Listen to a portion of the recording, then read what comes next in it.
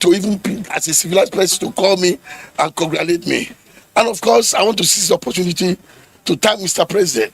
Mr. President has called me and he has congratulated me. Yes. And thank you, Mr. President, for making sure democracy lives on, because you fought for it. Mr. President, I have a God.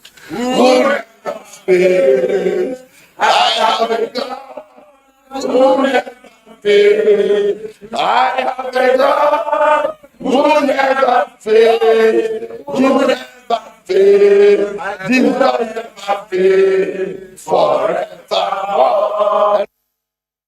Governor Adeleke says his administration remains committed to building an industrialized Osun State where development reaches every part of the state. And still in Osun State, jubilation has erupted across Osogbo, the Osun State capital, following the declaration of incumbent Governor Ademola Adeleke as winner of the 2026 governorship election. Supporters of the governor have taken to streets in celebration, turning parts of the capital into scenes of excitement after a keenly watched electoral contest. For Adeleke supporters, the mood is not only about the outcome of the election, but what they describe as the expression of the people's will at the ballot.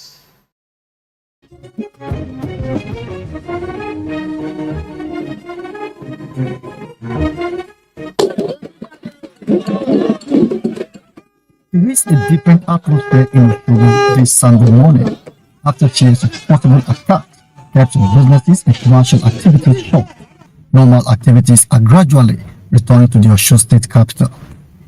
But beyond the reopening of businesses is another development drawing attention. Supporters of incumbent Governor Ademola Adeleke, declared winner of 2026 governorship election, have taken to the street in celebration.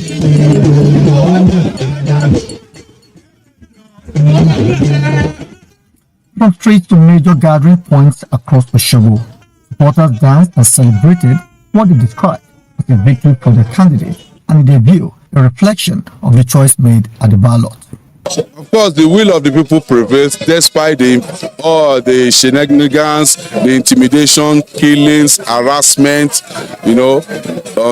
unlawful detention of people, members of our party, members of the community, lovers of the governor. And of course, the people prove to them that they are resolute in their decision by coming out to vote the governor for a second time in office. We are good to go. We are not here for money. We are here to follow the right person. Adeleke is our man for life. Those who spoke with AIT insisted that certain campaign inducement did not determine how they voted, maintaining that they ultimately settled for their choice at the poll without selling their conscience for a cup of pottage. For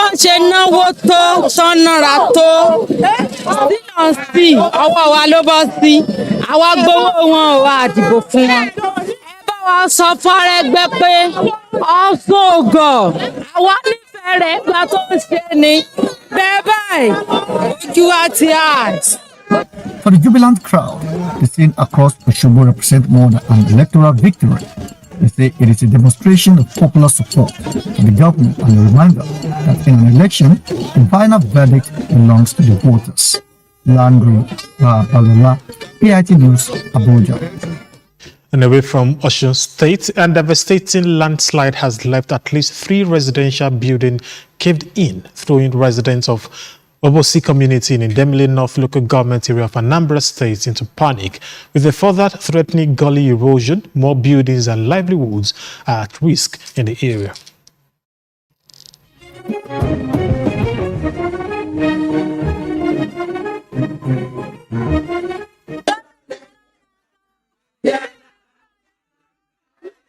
Women, mostly aged persons of Ugamuma village in the Obosi community of Anambra State, could not hold back the tears of agony. Days after a devastating landslide, scars of the disaster are still quite visible as the gully created continues to expand and threatening to swallow more buildings. Locals have become homeless, stranded and helpless, telling heart-wrenching stories of the landslide that occurred in the area on the 13th of August after an early morning downpour. This is the single human beings' efforts, and it shouldn't be like that when we have governments. Do you understand? So we are calling on the government; they should step in and do what is necessary. It has exceeded what individual or residents of it. This is like a natural disaster. It's not even an erosion; it's actually landslide. Do you understand? So at this capacity now, it's not something individuals should have to handle. But as you can see, with the reality of what is happening, it's still individuals that is doing this. Seeing the things now, it's getting worse. So we call on Soludo, the governor of the state, to come and help us, so that because it's been young individual or community, so we need his effort, because leaving this, it will move down to the school. The presence of some journalists was an opportunity to cry out for assistance, saying that efforts of individuals in the past to remedy flood impacts in their community had made no difference. They want the state and federal governments to take concrete actions to permanently resolve the unexpected natural disaster. As you are looking at this erosion site, as bad as it is, it's happened on one fell swoop. It's happened once, around 5 a.m. or thereabouts, on the 13th of August 2026. So you can see that the road is cut off. The Obosi people, it's a serious environmental crisis that the state government, the federal government, and all critical stakeholders need to get involved. We're really worried about it, and most importantly, the lives and properties of the people that live around here, the Obosi people. With the rain still pounding heavily, every torrential downpour adds to the fears, anxiety and agony of indigent residents of Anwusi Ugamuma village of Obosi community. I will now join our correspondent in Anambra State, Chidi Meregini, to tell us what actually happened and what triggered that landslide in Obosi community. Good afternoon, Chidi, and thanks for joining us on Nigeria Today. Yeah, good afternoon. Can you hear me? Yes, I can hear you clearly. What is the response of the government now since this incident occurred? Okay, just like you had on that report, the incident happened according to the locals of the community. The incident happened on early morning, the 8th of August, about 3 days ago. But yesterday, some journalists went to that last slide in Obosi, just like you had in that report. And the locals here told us that erosions has been occurring like that minimally. It hasn't gotten to the essence of the last slide like we saw yesterday. So they said that since the incident happened, it has been the efforts of the well-to-do individuals in the community that come out to contribute little money to remedy the erosion affecting that particular area. So far, there has not been any significant government intervention in the area, as we are meant to understand yesterday, that it has been the well-to-do individual in the society that contribute some of their money to work on the erosion until the last slide that occurred there on the 13th of August this month. So they are appealing to federal government to, as a matter of urgency, declare some parts of Idemili, both Idemili North and South local government area of Anambra State, which has been flood has widely affected. It's not just only in Obosi here, as you had. If you go to Ogidi, there is a major road there in Ogidi, talking about a federal road that is adversely affected.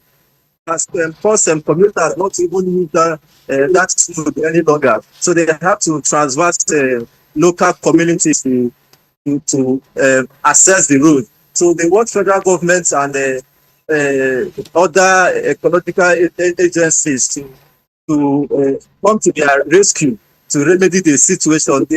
They're only calling on the government of Anambra State to expedite action on what they do to actually save land properties, because some of them their buildings are actually are threatened currently. So they are actually they are not having peace because they don't know what. Okay, all right, Chidi. Can you hear me, Chidi? Applied. Okay, Chidi, we had this same incident just less than a month ago in Calabar, in Cross River, Calabar to be precise, and now in Anambra State. We know this is not the first time we are having this in Anambra State. But what will you say? Is it just those 3 houses that are affected? Is there any life lost, or what other things did this landslide affect in that area?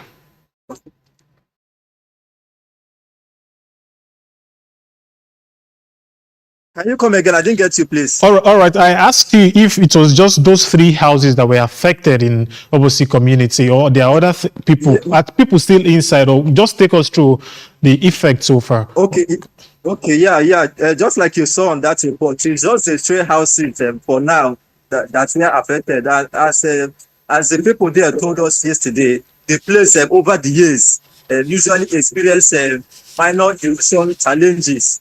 Just until recently that the rain now fell on the 13th of August that caused such a landslide. So it's just that 3 buildings that was affected. We learned that 3 buildings there caved in, and when the type of people are no longer living in the building, so they are not there. So it's just farmlands and the 3 residential buildings that were affected. But currently now, some buildings are threatened, because the people that are staying in buildings that are close to the landslide are packing out. They are packing out, even with the little interventions from the well-to-do individuals in the community trying to mitigate the landslide, but they are not actually comfortable staying in their residential apartment. That's in their community. All right, thank you very much, Chidi Umegereni, for joining us for the intervention on the landslide that happened in the Obosi community that's in Anambra State. Thank you for joining Nigeria Today. And moving on to another story, troops of the Joint Task Force Northwest Operation Fasanyama have thwarted multiple terrorist attacks across Katsina and Kebbi states. They also neutralized 2 terrorists, rescued an abducted construction worker, and recovered arms and operational motorcycles. The troops also supported the National Drug Law Enforcement Agency, that's NDLEA, in a targeted operation that led to the interception of illicit drugs. In a statement issued, the spokesperson for the Joint Task Force Northwest Operation Fasanyama, Lieutenant Colonel Aliyu Danja, said troops of Sector 2 swiftly responded to reported terrorist activities in Kankia local government area of Katsina State. Danja said the troops engaged the terrorists in a fierce firefight, neutralizing 2 of them while forcing others to retreat and flee the area. The operation also led to the recovery of 1 AK-47 rifle and a magazine. In a separate operation under Operation Clean Sweep 4 in southern Kebbi State, troops responded to a distress call following the abduction of the construction company worker at Atsumbe village. According to the statement, the troops engaged the terrorists, forcing them to abandon their captive and flee, leaving behind their operational motorcycles. And the Kaduna State Ministry of Planning and Budget Commission has organized a refresher training for budget officers and relevant staff from ministries, departments, and agencies to strengthen the capacity for effective budget preparation. The training is aimed at ensuring a seamless and coordinated budget process ahead of the presentation of the state budget. The refresher training brought together budget personnel from various ministries and government agencies to enhance their understanding of budget preparation, guidelines, processes, and procedures. The Commissioner of the Ministry, Mukhtar Ahmad, says the exercise is designed to address challenges often encountered during budget preparation and ensure that MDAs submit their proposals within the required time frame. Every year we do this exercise so that we'll give them refresher training. Not that they don't know, they know, but sometimes you have new things, especially in this digital world. And also there are some government policies also that may affect the implementation or preparation of the budget. Fans express optimism that the knowledge gained would enhance their ability to prepare comprehensive and accurate budget proposals in line with government priorities. We have made presentation based on the National Chart of Accounts and also the budgeting tools that we have been using. And one of the tools is the AB6 MDS template. The template is user-friendly, is flexible, and the mistakes of the past has been addressed so that to avoid future mistake in populating the templates. Budget and Planning Commission, they usually ensure that every year they conduct a refresher training for a proposal of the next year budget, just to refresh employees on how to go about. The Ministry of Planning and Budget Commission says the refresher training is part of efforts to ensure a seamless, transparent and effective budget preparation process across ministries, departments and agencies. And you're still watching Nigeria Today on AIT. We'll go on a short break. We'll be back with more stories. The stories now break online.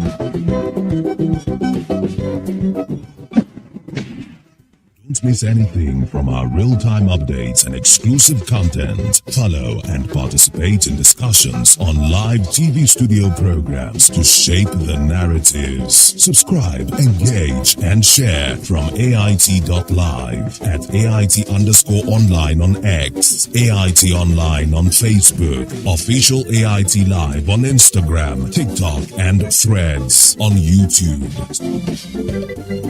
Stay connected with AIT on air, online, online. Welcome back. Let's bring you more stories. The Nigerian government has called on its subnationals to translate social protection architecture into tangible programs that will improve the welfare of women, children, and vulnerable Nigerians. The Minister of Women Affairs and Social Development, Iman Ibrahim, made the call in Jalingo, Taraba State at the 26th National Council on Women Affairs and Social Development.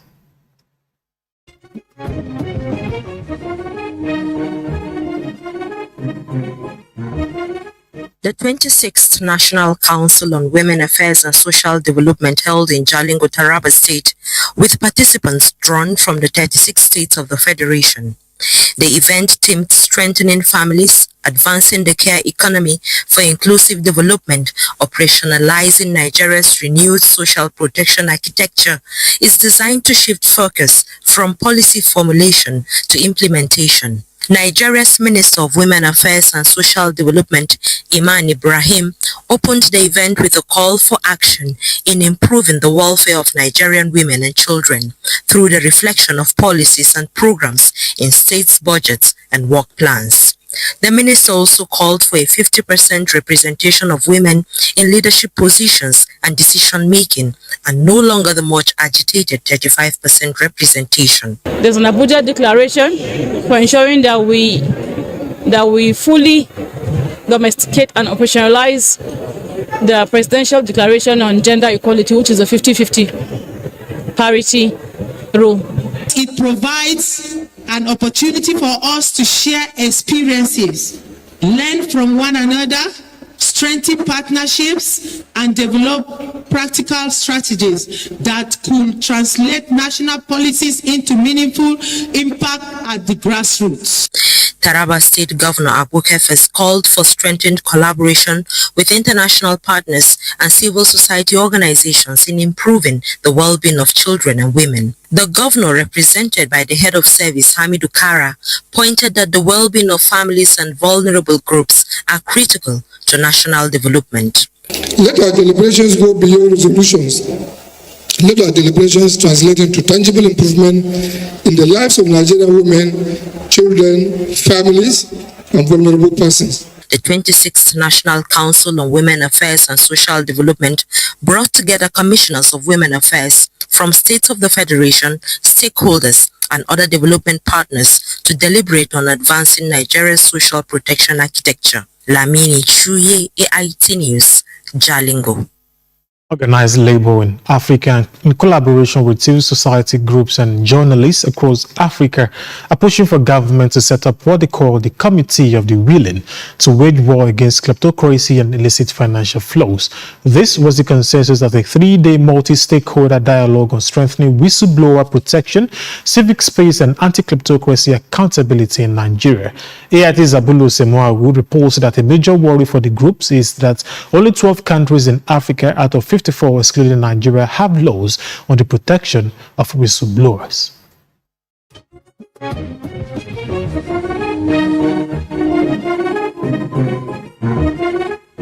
According to the African Development Bank, Africa loses more than $580 billion every year through corruption, illicit financial flows, profit shifting, and capital leakages, which is about $1.6 billion every single day. While referencing the Thabo Mbeki panel report, which found a conservative figure of $50 billion lost to Africa every year through illicit financial flows, the trade union whistleblower campaigners and the civil society groups say about 2/3 of the amount comes from manipulation of commercial transactions like tax evasion, tax avoidance, budget padding, and phantom projects. As we, the workers, our major agenda is about decent work for all working people. And kleptocracy is one of the major challenges that is hindering decent work.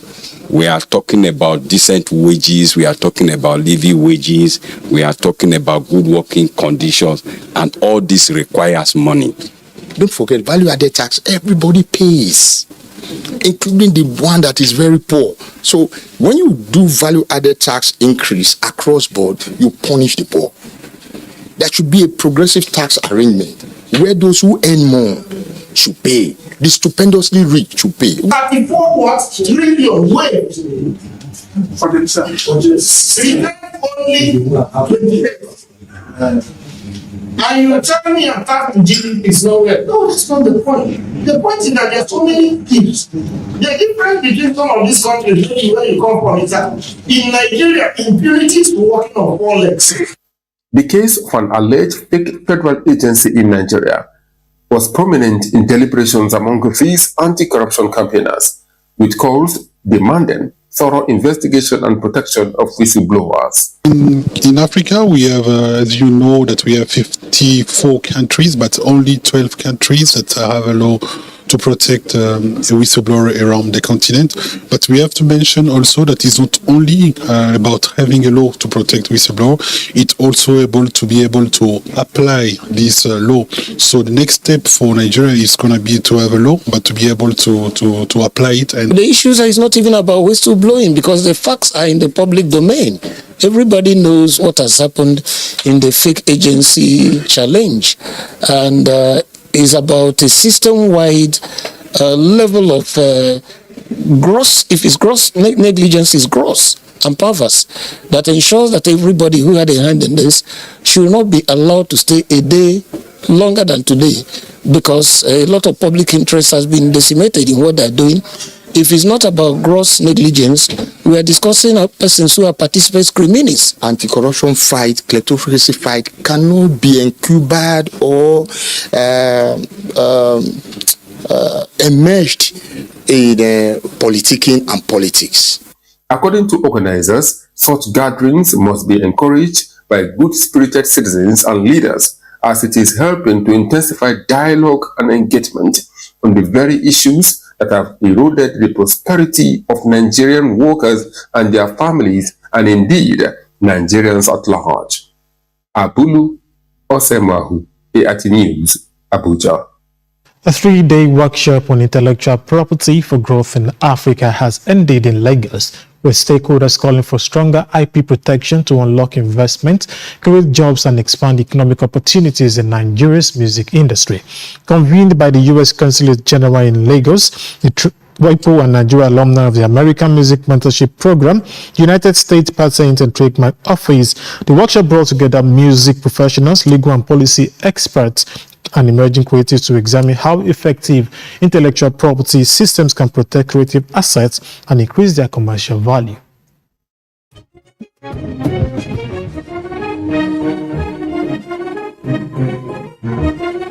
At the close of the 3-day workshop on intellectual property for growth in Africa, the U.S. Consul General in Lagos said stronger IP protection can help Nigerian creators retain more value from their work and attract investment. So this workshop gives us all an opportunity to share about how American expertise, coupled with the extraordinary talent and creativity, will lead to the best innovation coming out of Nigeria.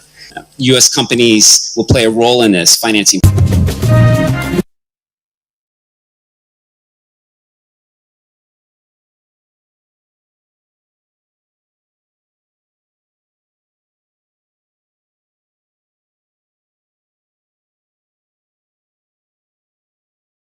exceptionally productive time. All of the attendees, all the participants are leaving here with an idea about how to build their income using IP. You know, when musicians they really think about their work, but what is the work? What is the IP that builds that work? They really need to think about that. And then that's something that we're really proud that we've done today. For the participants, they described the workshop as impactful, saying it strengthened their understanding. It's been very impactful. I mean, from day 1 day to day 3, I have learned a lot about music, about IP, about the business side, of the music industry. So what is good here is that when you come to this kind of environment, the OJA begins to speak to this setting. It begins to talk about what's affecting creativity all over the world. The Obaka, the storytelling begins to apply to universal issues, to global conversations. The organizers say the workshop is the beginning of deeper US-Nigeria collaboration to strengthen Nigeria's creative economy through intellectual property protection, investment, and partnerships. Amarachi Amushe, AIT News, Lagos. And that is Nigeria Today. I am Olamide Aroyo. Many thanks for staying with us.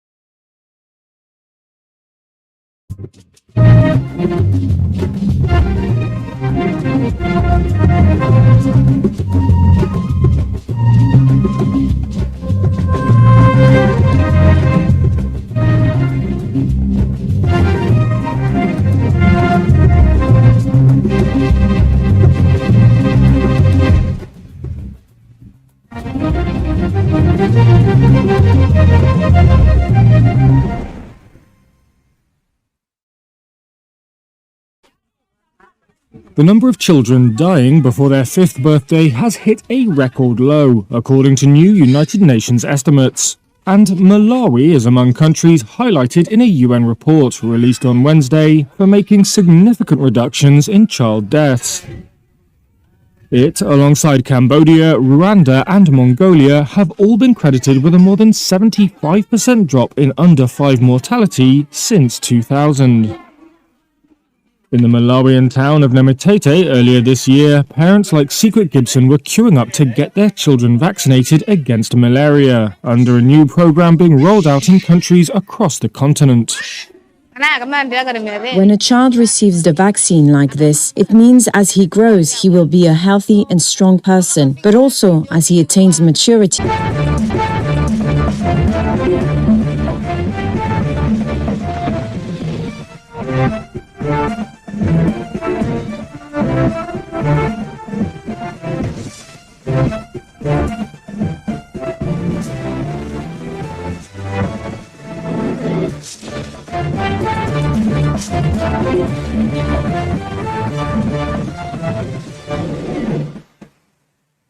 Thanks for staying tuned to our station, the Africa Independent Television, and welcome to your program, Security Watch Africa. Only on this channel and on this program, we give you the authentic security information wherever it is. Welcome to the program today. Today, we'll be looking on a very important issue. During the week, the Nigerian government, the federal government of Nigeria, announced increment on the salaries of the Nigerian military, and it's being celebrated across the board, and we decided to look at it.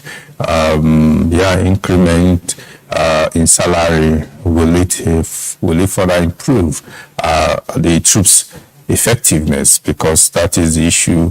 We've added more money to their pockets, so to say, but the troops on the field are asking questions. So that we have a guest already in the studio. We'll be looking at what more should be done or should have been done, and while we celebrate what they have been given, what more should be done. But that will be after this report. First report will be coming from the Nigeria Customs Service, where Elizabeth Tanko was with them during the opening of the retreat of the Senate Committee on Customs here in Abuja. Sit back as we bring you the report. The Nigeria Customs Service has received a strong vote of confidence from the Senate, following its impressive revenue performance and sustained reforms to enhance trade facilitation and drive national economic growth.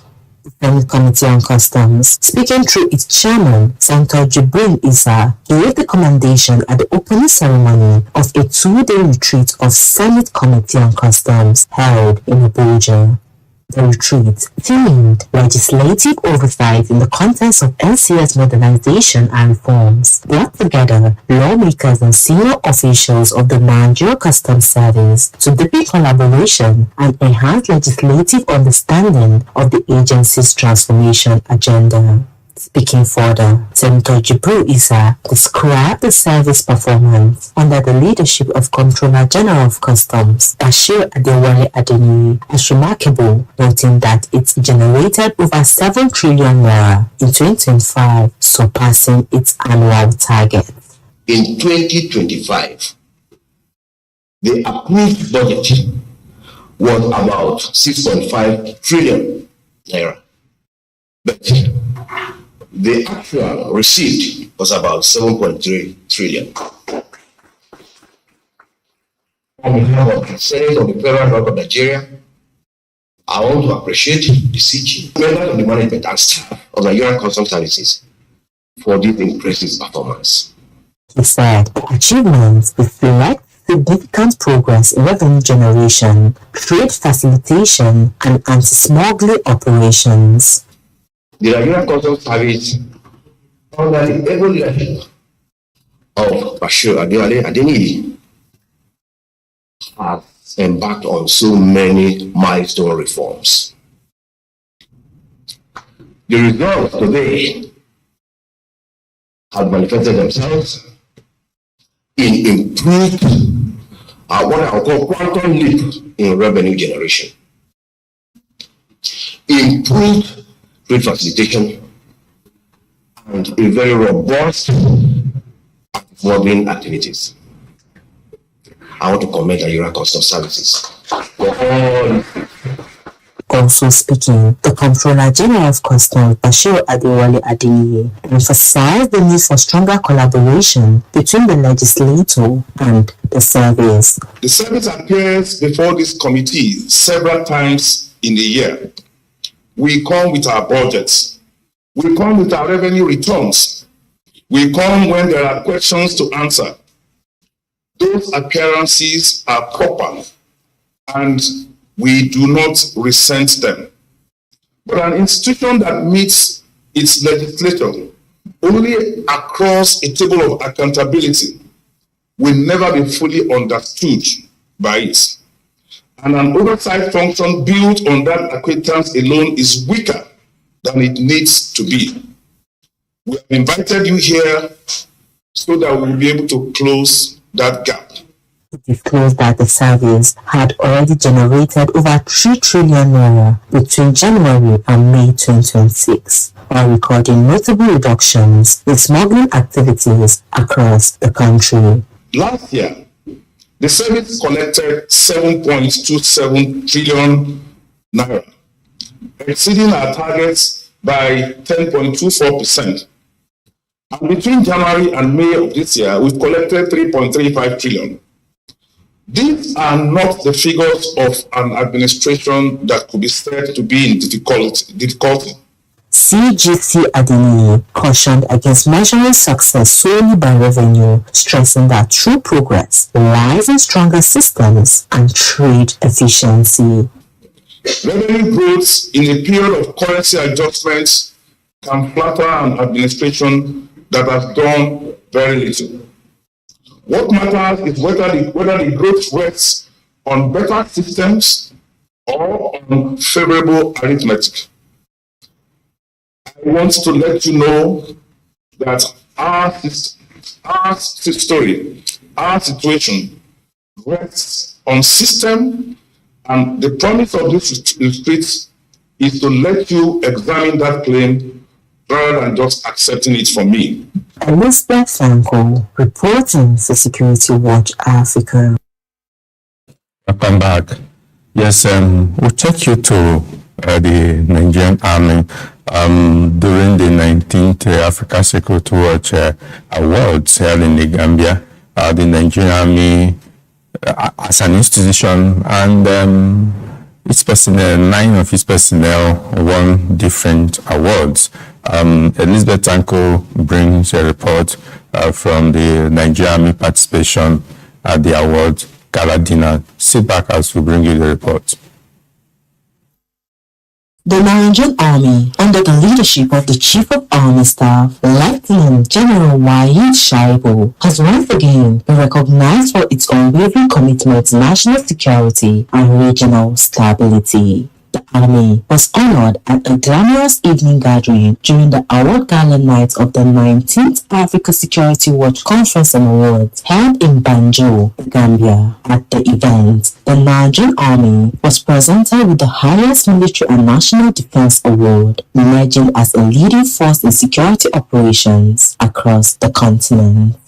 Awarded the African Best National Army in Counter-Terrorism Operations in the year 2025, the honor highlights the Army's resilience and professionalism in safeguarding the nation. In recognition of its outstanding performance in the fight against terrorism and insurgency, the Nigerian Army was voted as the African Best National Army in Counter-Terrorism Operations in 2025. Representing the Chief of Army Staff at the Awards Gala Night, Major General Terry Wariga Gariga described the recognition as a testament to the sacrifices and commitment of officers and soldiers in ongoing operations. We are saddled with problems that are not known to Africa, but they are not also unique to our nations.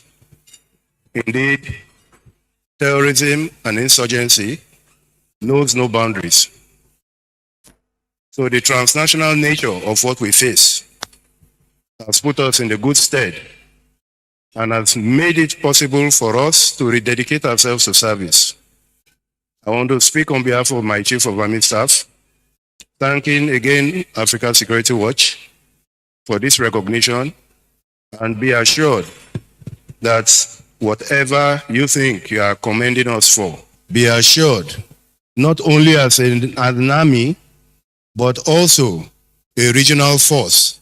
We certainly are going to redouble our efforts. We'll continue to push for interagency collaboration. We'll continue to push for joint operations across our borders, because the threats we face will need the collective efforts of a regional collaboration. I want to thank Africa Security Watch. I want to thank the good people of the Gambia.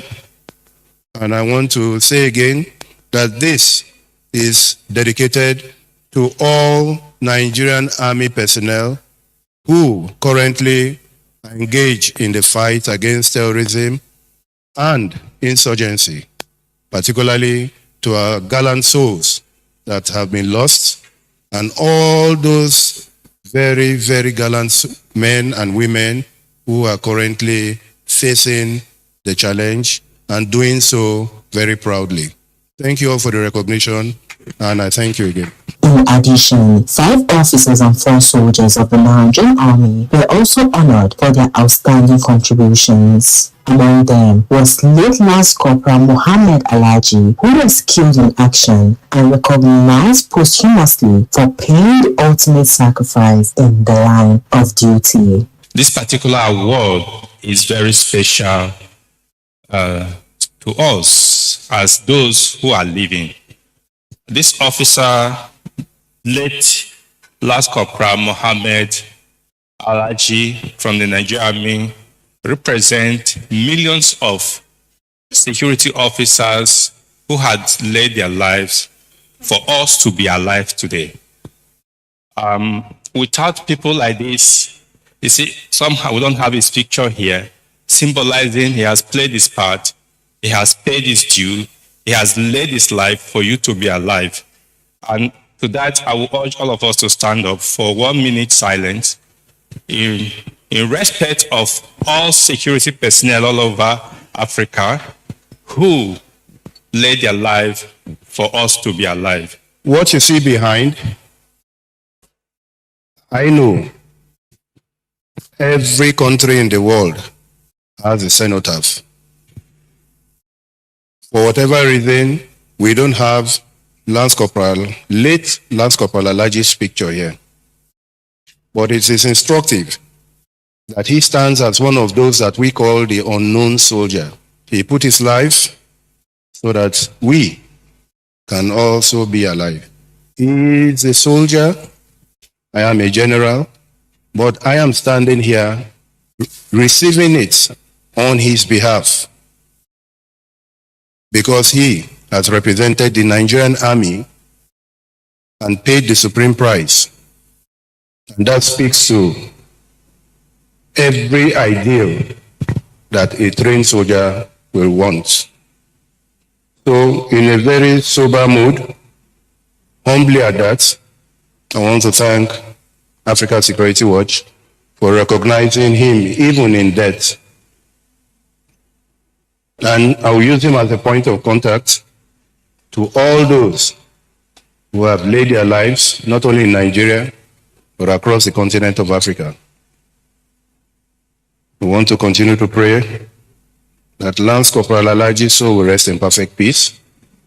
And want to continue to pray that those challenges bedeviling Africa, and indeed our independent nations, will be sooner or later resolved. The Africa Security Watch Conference and Awards continues to serve as a platform for recognizing excellence and strengthening collaboration among security institutions across the continent. Elizabeth Sanko, reporting for Security Watch Africa. Welcome back. Yeah, still on the armed forces, now talking about armed forces of Nigeria and the military and Nigerian army. I have a guest here with us already. I'm talking about Chimezie Anyadike, social commentator. It's a pleasure to have you once again. Welcome to the program. We'll be looking at the topic, increment in salaries. Will it further improve troops' effectiveness? We know it's already in the news. In fact, before the federal government announced it formally, the Honorable Minister of Defense, General Gwabi Musa, did announce it himself that the federal government will increase the salaries of troops. And a week after that, it was announced formally. When you heard the news, what was your reaction?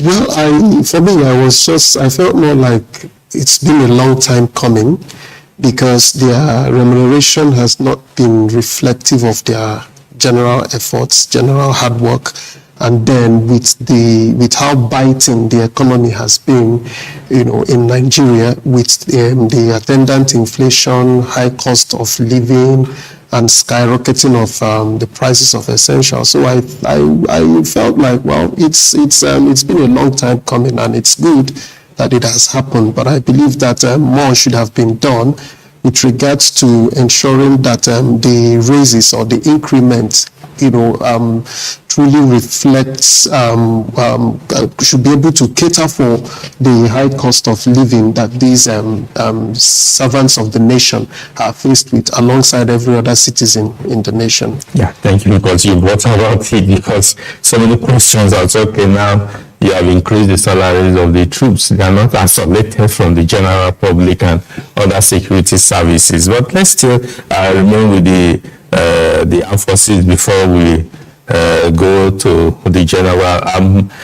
Some of them have also said, because in the military, said that the best welfare of an officer is training and equipment and revenue, because it's money you're giving them. For those who are in the battlefield, they can't easily access it because their family gets it, and maybe a bit a succor to them. But let's look at the issue. We think that governments should also look at the issues of other aspects that could make them be better, not just incrementing salaries. Like equipments to work, where they live, medicals and all that. What is your opinion about that? Yes, I agree, and I agree totally with that. Some years ago, I was at a military barracks. I don't want to mention the name, and I was not excited at all by what I saw. It's a barracks in Lagos, and I asked myself a question that if this is the living conditions of men that supposedly protect the nation, then I don't think they have sufficient motivation apart from inherent patriotism to carry out their responsibility. I actually, believe that more should be done in terms of improving living conditions, in terms of training, regular training, and then also equipment. Because no matter how much you remunerate me, if I don't have adequate equipment to work with, I will just sit back, enjoy the money that you've given me, and of course I wouldn't use the money you gave me to procure equipment. So I think adequate attention should be paid to both equipment overhaul and then procurement for them.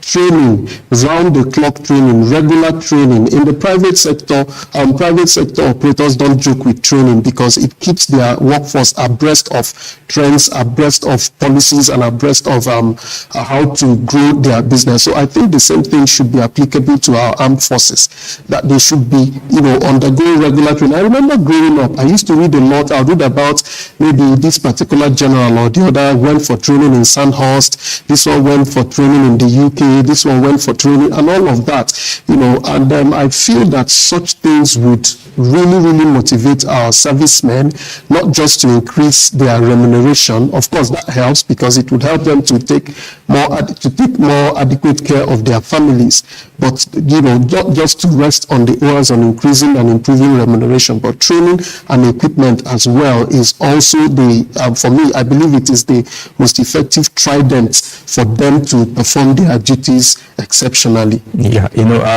my studies, I stumbled on a document of one of the leading international football club, and I noticed that their policy is making sure that not the money per se that goes to the footballer, but the things that are around, taking care of his family, even his extended family, where he lives, making sure that he's comfortable, so he doesn't have reason to worry about anything. Yes. And concentrate in his job. Yes. And I think that is a good way also to look at these issues. Yes, I believe so. For me, I think looking at their family to start with. So you've increased their salaries. They have school fees to pay. They might have rent to pay, depending on if their families live in the barracks or not.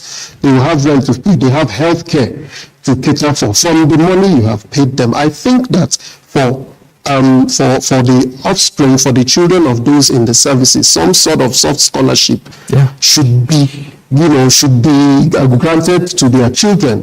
Healthcare, a very affordable healthcare, and healthcare cover, especially for sometimes there might be some sicknesses the family would, a family member would fall into, and the NHIS wouldn't be able to cover it. And so I think that their own, especially with regards to education, shelter, and then healthcare should be something the government should at least, with all due respect, take at least 70% off of them so that they'll be able to focus adequately. I've seen and experienced where maybe soldiers that paid the ultimate price, and then you see their family living in poverty, in squalor, and all of that. So I think that that is something the federal government should take as a matter of urgency. It is not something that should be looked at futuristically. No, it's an immediate and urgent issue that should be looked at and addressed as quickly as possible, so that their morale and their motivation would continue to be, stable and increase on regular basis. I know that the capacity of the Chief of Army Staff and the various commanders in the field, they try to maybe do one or two things: renovation, reconstruction of their own self, provide scholarship for children of the fallen hero on their own level. But what you're saying, it should be a federal government project, an aggressive project towards that and making it should be the responsibility of the commander-in-chief. All right, okay. Well, let's take it further. You know, the armed forces, they are not in isolation, actually, in Nigeria. You know, every Nigeria is facing the bite in the economy and the rising cost of commodities everywhere. People have said that, okay, you have improved these. They are not in isolation. What about the other security services? What about the generality of Nigerians? What do you expect in terms of making life better for the average Nigerian, and in terms so that their minds will be shifted away from crime and problems? Well, I think that the work of the Nigerian nation is cut out for everyone, because at the end of it all, those in leadership and those in followership, we are all citizens.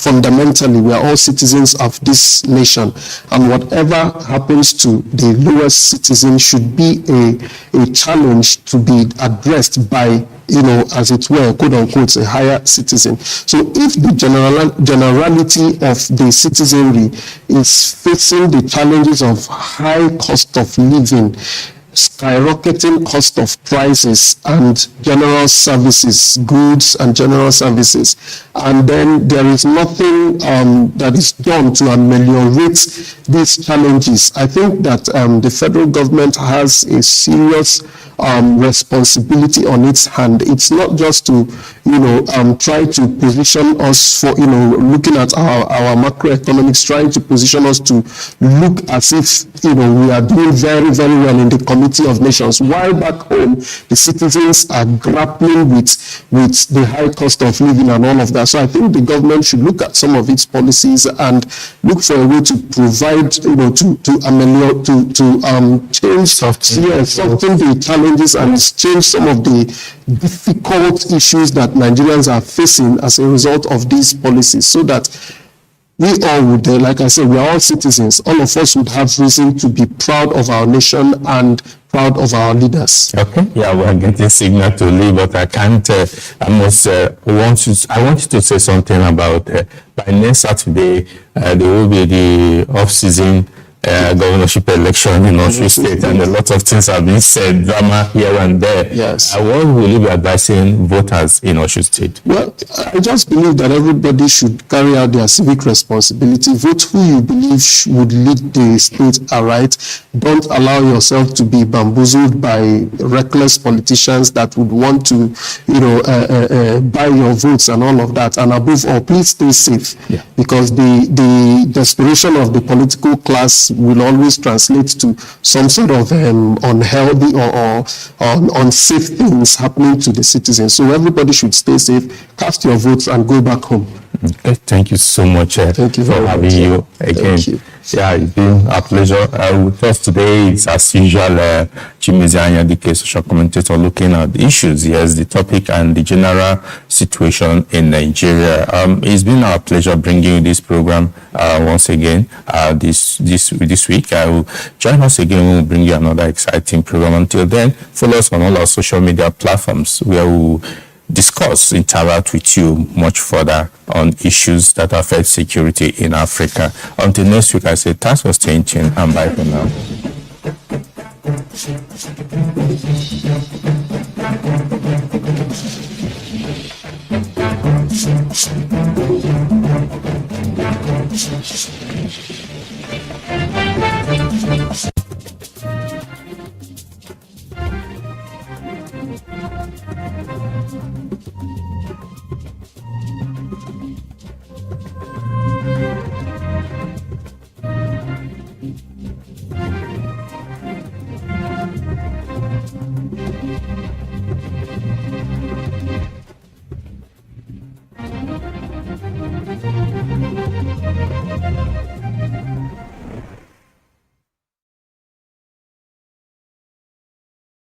In southwestern Zimbabwe, crops in the mango area have withered away. Even local farmers will be among Zimbabweans who need aid until next year. That includes 42-year-old Singazi Sibanda, a mother of 3 children. Isimo All my crops were burned by the sun. I don't know how we will get to next year and where we will be. The crops died at early stages.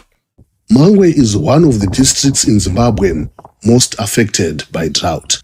Local officials say some people may have to go work in nearby Botswana or in urban areas to survive. Boreholes have no water. Dams are drying up. There is no grazing grass for animals. Maybe some hay will be brought from other areas to feed the local animals. Food is being distributed in hard-hit areas.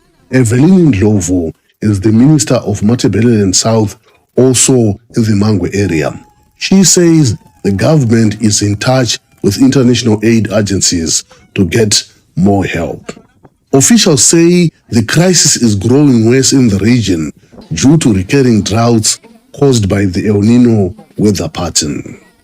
The crop situation in Zimbabwe is very poor at the moment, and we expect that the number of people who will not have adequate stock from their own production to last them until the next harvest, which would be then by the middle of next year, that number of people who will not be able to meet their food needs over that full period will go up. Zimbabwe's government says the 2024 grain harvest will yield about 868,000 tons of grain, an alarming 62% drop from last year's total and far below the target that officials had set for this year. Aid groups say they are stepping up efforts to help. We're focusing on this January to March period, which we have identified is the peak of the lean season. It's the most critical period.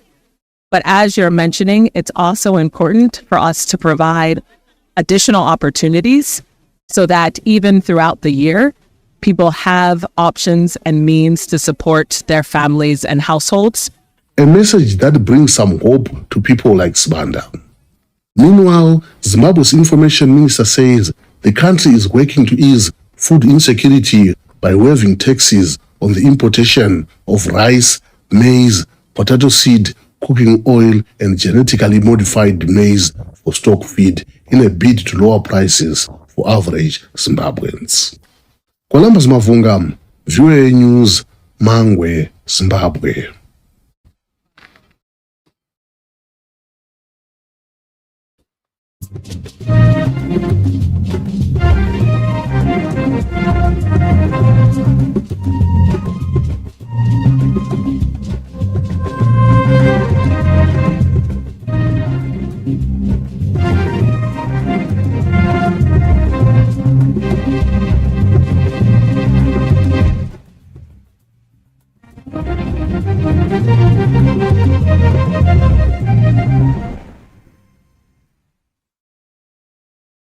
Not every wound bleeds. Some are carried in silence, behind the smiles, behind the success, behind the laughter. Millions of people are living with invisible wounds caused by trauma, depression, anxiety, substance abuse, gender-based violence, insecurity, and the pressures of everyday life. This October 8th to 10th, Nigeria will host a conference to change the conversation.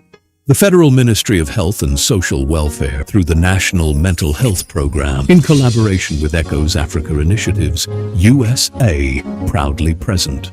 The 2026 Mental Health and Gender-Based Violence Conference. Theme: Invisible Wounds. Understanding mental health, trauma, gender-based violence, and their impact on society.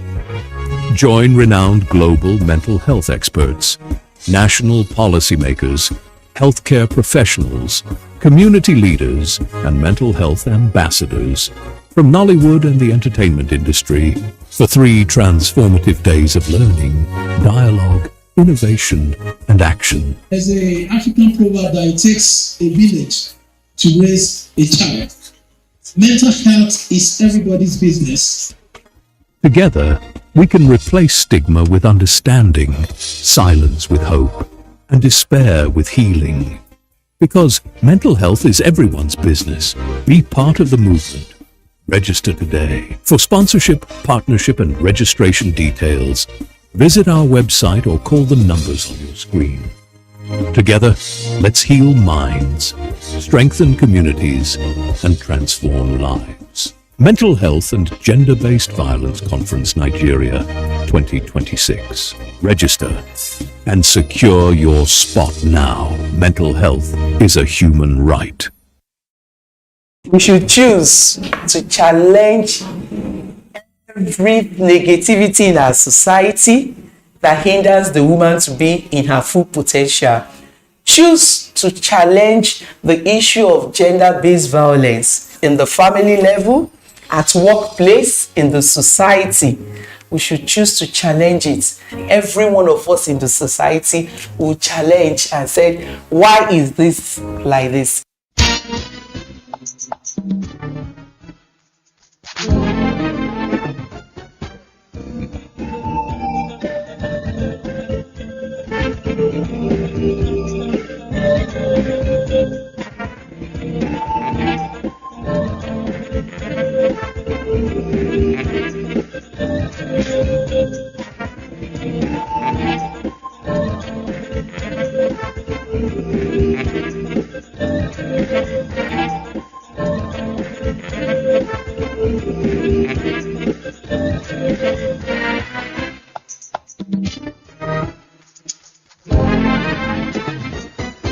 Women issues are numerous that personally I've encountered in the course of my work.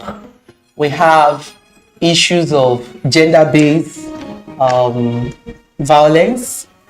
Those are, you might say gender is about men and women. I'm not saying we don't have issues where men are abused, but women face these issues more. Those issues are there in the family. We have where women face issues of incest, even where they work. There is no equity. I'm not talking about equality now. Equality is a different thing. I'm talking about fairness. What the other person is entitled to. But because you are a woman, you are not entitled. A working woman, is she entitled to the same training the man is entitled to? A working woman, will she access the kind of things, privileges that the man can access? So those things, they are issues facing women. We started with a mission, inspired by a vision of a world where equity is more than an aspiration, where every voice is heard, every person is seen, and every culture and history is valued, even when not fully understood. Because every story matters. We tell the stories of the underrepresented, the misrepresented, the underserved. Stories of triumph and sacrifice, of struggle and resilience, of loss and hope, of communities rising above adversity.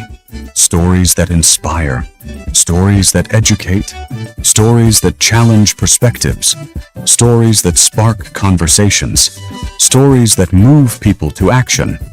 From bustling cities to remote villages, across nations, cultures, and generations, we bring you the human stories that connect us all.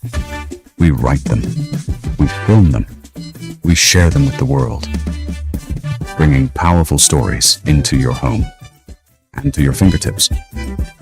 One story, one voice, one life at a time. Because every story has the power to change a heart, to shape a mind, to transform a community. Echoes from the Valley, storytelling for social change. Watch every Saturday at 7:30 p.m. on BronxNet TV, USA. Also showing every Saturday at 6:30 p.m. on Africa Independent Television, AIT. And streaming anytime on our social media platforms. Echoes from the Valley, storytelling for social change. Women don't have access to education. You see that most times the ones that have access to education, maybe basic primary education, 70% of the women, they would have stopped at that stage, while their counterparts, the men, they have the opportunities. If the woman is not married off, because most African families, they still believe that there is no need for you spending resources training a girl child to school that will be married off, that instead you should concentrate your resources on the boy, the man. So you see that this has really affected our society, where women, they don't have the needed training, skill, education to access professional work that will make them to be gainfully employed. Mental health is everybody's business. This October 8th to 10th, Nigeria will host a conference to change the conversation. Together, we can replace stigma with understanding, silence with hope, and despair with healing. Because mental health is everyone's business. Be part of the movement. Register today. For sponsorship, partnership, and registration details, visit our website or call the numbers on your screen. Together, let's heal minds, strengthen communities, and transform lives. Mental Health and Gender-Based Violence Conference Nigeria 2026. Register and secure your spot now. Mental health is a human right.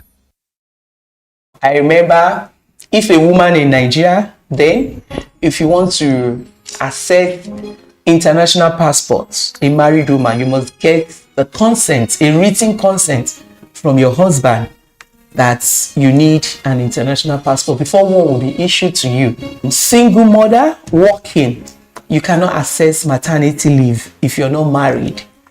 You know, you must be married to access maternity leave, and this has led to dangerous practices, single mothers secretly aborting their children and things like that. It is not proper for the police force to dismiss a woman because she had a child out of wedlock. The thing is that the woman has performed her reproductive right. The woman has a right to have a child, whether married or unmarried. That is beside the point. She is a woman. She is a citizen, and she has a right to work, because sometimes you don't know the circumstances that would lead to that. So it is wrong for you to dismiss on the basis, and that for me is gender discrimination. How many men have been dismissed from work because they have children out of wedlock? If you count the percentage of men that have children out of wedlock and women, I'm sure you will know. And so it's discrimination. I have never heard of a man that has been dismissed because he has a child out of wedlock. But why should that happen to a woman? For me, it is not right. It is not right, and I condemn it, and every right-thinking person should condemn that act. These issues of gender-based violence, you know, we found that women don't have people. They don't have, there is nobody to run to, and the issue of stigmatization in the society. No, a woman cannot come out and say she's being raped. They'll say, bring evidence. How can a woman, what are those evidence that a woman that is being raped can bring? The next question they ask, what were you doing there? Why did you wear this short dress? Were you supposed to be there? So these things have not really addressed the issues, that have not made women to come out as a group. This October 8th to 10th, Nigeria will host a conference to change the conversation. Together, we can replace stigma with understanding, silence with hope, and despair with healing. Because mental health is everyone's business. Be part of the movement. Register today. For sponsorship, partnership, and registration details, visit our website or call the numbers on your screen. Together, let's heal minds, strengthen communities, and transform lives. Mental Health and Gender-Based Violence Conference Nigeria 2026. Register and secure your spot now. Mental health is a human right. We have some organizations that are putting this in the front burner, and they are speaking on these issues of violence, abuse, molestation, rape against women and girl child.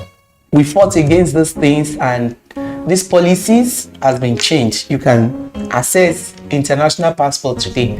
Let me say it's just a drop in the ocean, well, where women are coming from. We could do better, you know, we could do better, but we are not, I can say categorically, we are not where we used to be. We cannot pretend that we are free when women are not free. Until everybody is free, then we see all of us in the society, we are free. And that is it. And then if we are fighting, we are talking about development every day.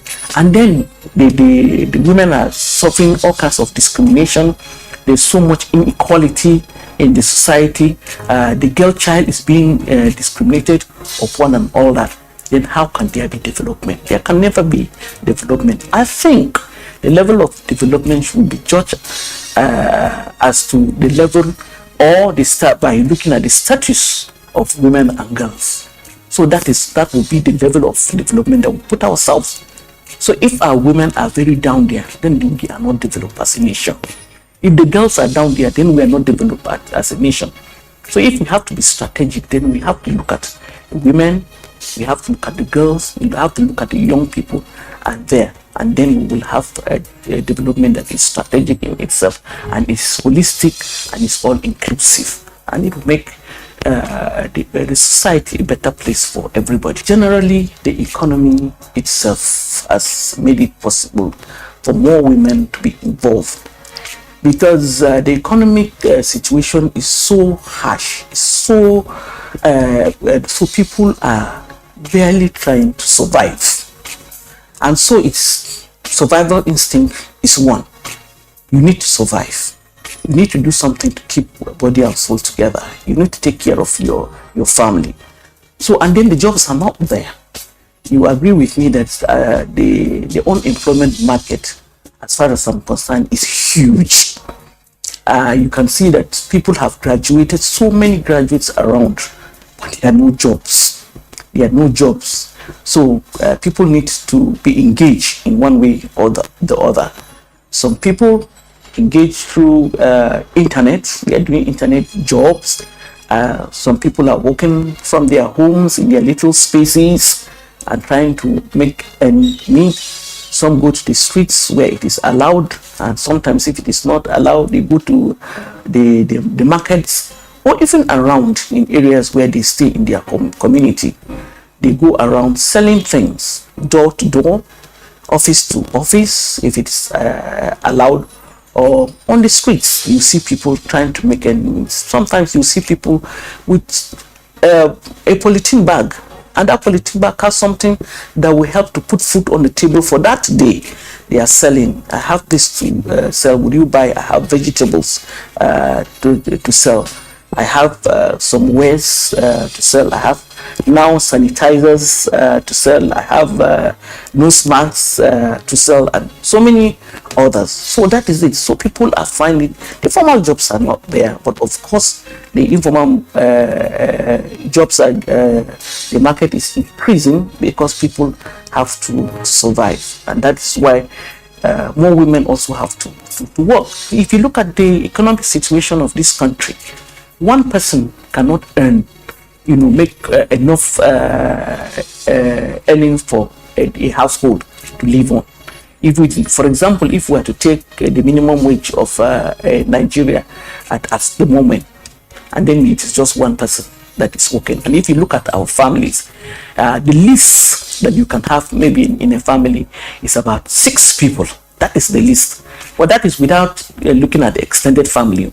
But there is no family in Africa that does not have an extended family. And even the situation in the country is such that you cannot afford not to also even look at your other extended family members. Because so one person cannot provide for the family. You need more than one to be able to do that. And women are critical. And if you look at it, the resources of women, the resources that women earn, they use it for the family. You will have situations where women go hungry because they want to feed their own children. The remaining food that is there would rather give to the children and stay hungry than to eat themselves. And that is it. So that is why it is important for women to work. This October 8th to 10th, Nigeria will host a conference to change the conversation. Together, we can replace stigma with understanding, silence with hope, and despair with healing. Because mental health is everyone's business. Be part of the movement. Register today. For sponsorship, partnership, and registration details, visit our website or call the numbers on your screen. Together, let's heal minds, strengthen communities, and transform lives. Mental Health and Gender-Based Violence Conference Nigeria 2026. Register and secure your spot now. Mental health is a human right. It is very important for us to always stand and protect our right. And one of the ways that we can do that is to speak out. As women, we should learn to speak out when our rights are being infringed upon. We should speak out. Because, usually there's this conspiracy of silence. And so when in terms of things that happen like rape or gender-based violence and whatever, people tend to hide it or conceal it. In fact, sometimes even some family members will come together and say, please, don't spoil our family name by going to speak out. It is better to speak out so that you get justice. Because it's important. It's important for the family as it is, and it's important for the person that is involved. Anywhere we notice things that are not going right, we should speak out. And we want men to be the ambassadors against these practices, because I've discovered that we women, we cannot do it on our own. But when we have the support of the men, men that say enough, because the men will say, these women, they are our mothers, they are our wives, they are our sisters, and our daughters. So when they say enough is enough, we're going to get results. And it starts from the home. I think from the home, you start educating the men around you. When I say the men, it starts with your husband, your son, your brother, your in-laws. You start the education. And most times, you see, when men are educated on women issues, they champion women cause. You see, men that are indifferent, it's because they don't know. And you see, when men get to know what women go through, they feel pain and they want to champion the cause. So I will advise every woman that the championing of the cause starts with you educating the men around you, telling them, because sometimes, when you tell the men the things they are not aware. They say, are you serious? Do you mean women go through this? When you tell a man that, do you know a woman can be raped at workplace? They say, wow, how possible? And you explain it, they feel the pain and they want to help and they want to be an ambassador for the protection of the girl child, to protect the women in the society. Like we ask men that when you're around, look and speak. When you see a girl that she's uncomfortable, you just see how she behaves. You come close. What is wrong? Why are you afraid? By asking questions, you might help to save the life of a girl child. Not every wound bleeds. Some are carried in silence, behind the smiles, behind the success, behind the laughter. Millions of people are living with invisible wounds caused by trauma, depression, anxiety, substance abuse, gender-based violence, insecurity, and the pressures of everyday life. This October 8th to 10th, Nigeria will host a conference to change the conversation. The Federal Ministry of Health and Social Welfare, through the National Mental Health Program, in collaboration with ECHO's Africa Initiatives, USA, proudly present. The 2026 Mental Health and Gender-Based Violence Conference. Theme, Invisible Wounds. Understanding mental health, trauma, gender-based violence, and their impact on society. Join renowned global mental health experts, national policymakers, healthcare professionals, community leaders, and mental health ambassadors from Nollywood and the entertainment industry for 3 transformative days of learning, dialogue, innovation, and action. There's an African proverb that it takes a village to raise a child. Mental health is everybody's business. Together, we can replace stigma with understanding, silence with hope, and despair with healing.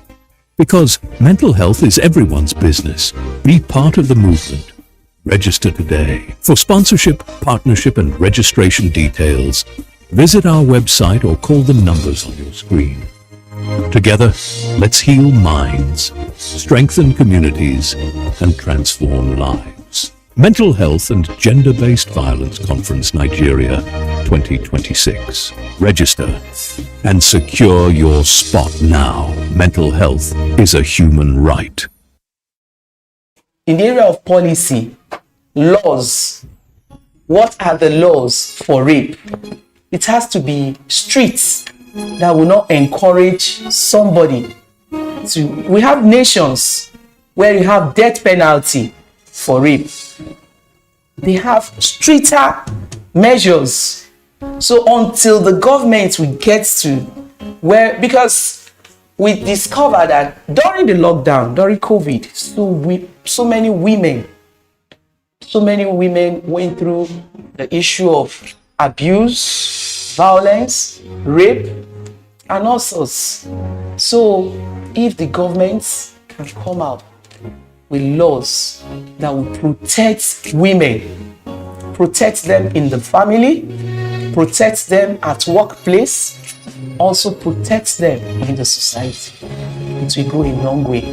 Some NGOs have to assist the government, and identify the cause of abuses at home. When people know there are consequences for anything they do, the society will correct itself. It's because people know that they can get away with anything. They can get away with anything in the society. It will continue. Whereby a woman is battered, she runs to the police station and says, go back. It's family issue. But if that woman can get rescued and that man is prosecuted, you don't have the right to batter her. Others, they will learn.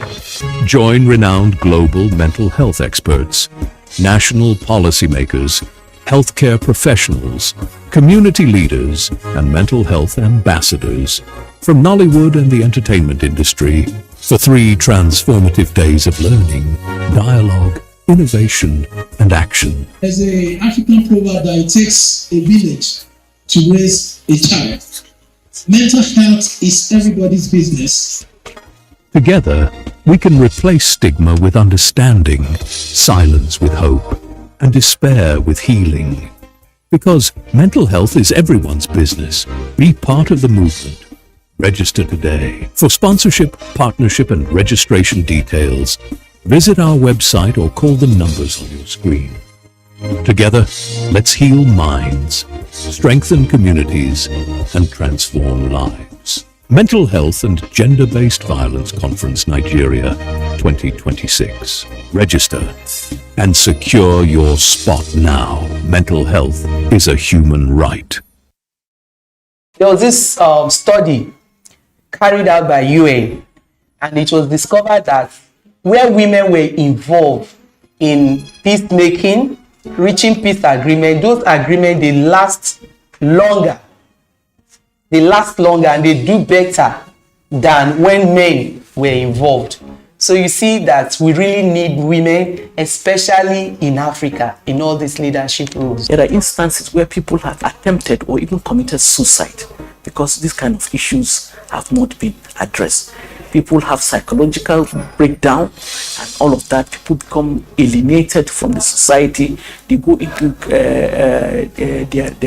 their shells and all of that because it is not being addressed. But once it is addressed, it is better for us and it is better for everybody, so that we're able to work together.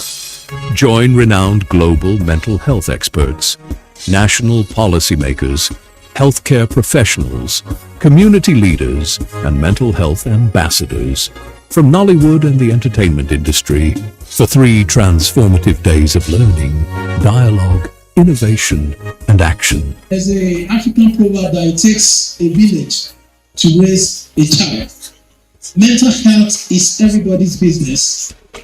Together, we can replace stigma with understanding, silence with hope, and despair with healing.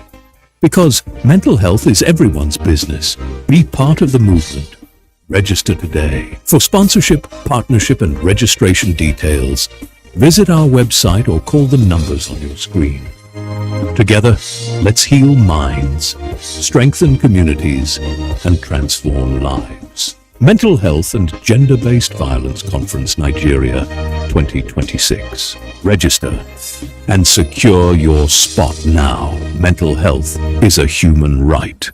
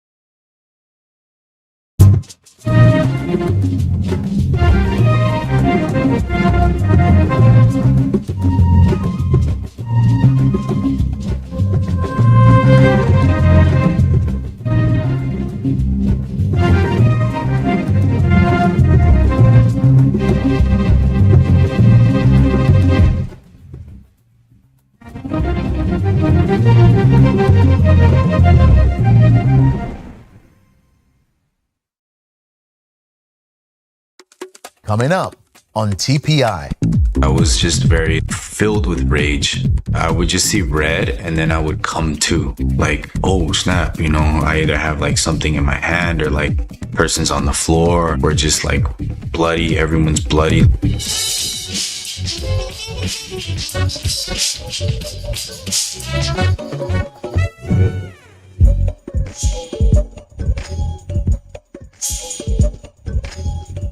Well, hello and welcome to TPI. I'm your host, Muyiwa. Sometimes life can shake us when headlines scream despair and hope seems distant. But here on TPI, we believe in something greater, that God is involved in the affairs of man. From surviving a deadly crash to finding hope behind prison walls, today's show is filled with stories that may lead you to the turning point you've been seeking. Up first, Joseph Marlborough signed up for a reality show competition hoping to win big, but what he walked away with was something far more valuable than prize money. Here's his story. To go be outdoors, do something outdoors, be on TV, and have a chance of winning $1 million, I mean, who wouldn't? He wasn't a celebrity, just a humble mechanic from Louisiana, known for his hunting, fishing, and quiet faith. But when Joseph Marlborough stepped onto the national stage in Netflix survival series Outlast, everything changed. I'm an extreme outdoorsman, like that's what I do. It wasn't just his strength in the wild that caught the world's attention, it was his strength of character. In the harshest conditions, Joseph showed something rare on reality TV, unshakable faith, and an act of forgiveness that moved millions. I was open about my faith from day one, like hey, look, this is what I got. Y'all got knowledge, y'all got YouTube, y'all got, this book smarts, experience from camping and hiking and stuff like that. Cool. I lean on God. And I actually wrote it on my jacket, Proverbs 3, verse 5 and 6. Trust in the Lord with all your heart, acknowledge him, everything you do, lean out on your own understanding, and God shall lead the way. I lived by that the whole time I was out there. And then whenever they seen my unwavering faith, it started to rub off because everybody just one by one started to share their stories about God and how they understand it. They brought Joey in from another team. At first, he was a valuable addition, but it wasn't long before tensions rose and conflict began to follow. Man, look, I love Joey to death, and shout out to Joey because he's a great dude, but he was aggravating me. I kept telling the team, look, we're going to mind the business that minds us. We're going to take care of each other, and we just going to wait it out. As long as we focus on food, firewood, and water, and helping each other, making sure everybody's healthy enough to sustain their job in the camp, we'll be all right. So him wanting to know about what the other camp was doing, it was kind of annoying everybody because we had our own little thing going. Joey quietly took the boat to visit the rival team. The move sparked outrage among Joseph's teammates, who saw it as a betrayal, and they quickly began pushing to vote him out. They were kind of bickering and kind of, talking crazy and Joy, questioning Joy and all kind of stuff, and I love a one-on-one. So when I seen him isolated, that was my opportunity to talk to him. And it just kind of flowed from there, and I just I just let God take my heart in my mouth, and he used it. I ain't gonna lie, I was made it through 32 days in the unforgiving Alaskan wilderness.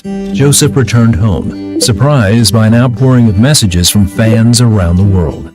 I'm thinking I'll be watching an intense survival show and it's gonna be high intensity, but it's I never thought I'd be watching a survival show and get moved by God. And it'd be me.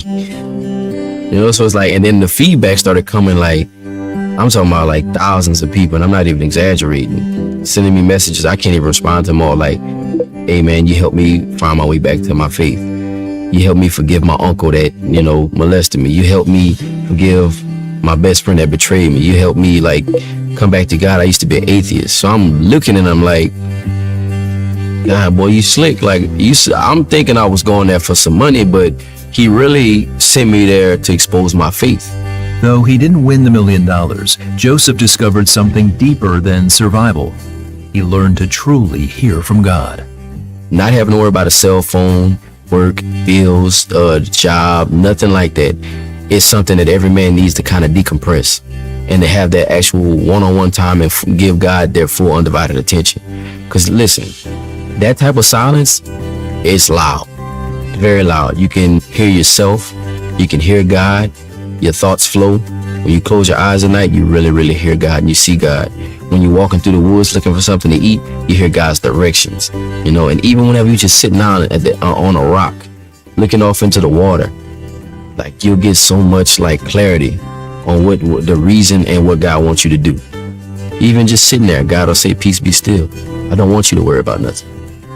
Today, Joseph remains humbled by how God used his time in Alaska to shape his story and touch the lives of others. The whole time I'm on that show, I didn't know that I was loving on God like that. I didn't know that I was really praying. I didn't know that I was really compassionate. I didn't know that I was really being, giving grace. God, what did you do? You done sat here and literally made me famous for worshiping you. I can't do nothing else. Why would I? Amen. Joseph's story reminds me of Proverbs chapter 22, verse 1, which says, "A good name is more desirable than great riches. To be esteemed is better than silver or gold." If Joseph hadn't walked in godly character, he could have missed the very opportunity God placed in front of him. So as you pray for elevation, make sure your character can carry the weight of where you are asking to go.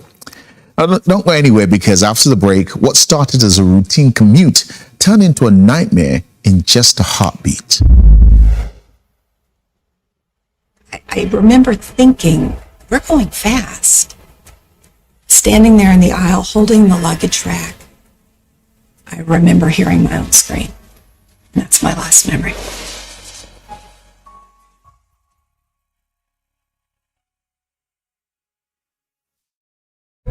Your Turning Point experience doesn't have to end when the program is over. Follow us on your favorite social media.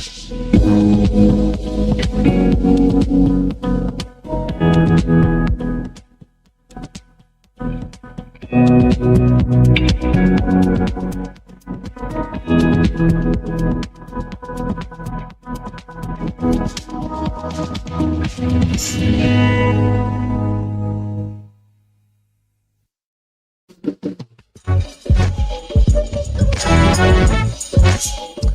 back.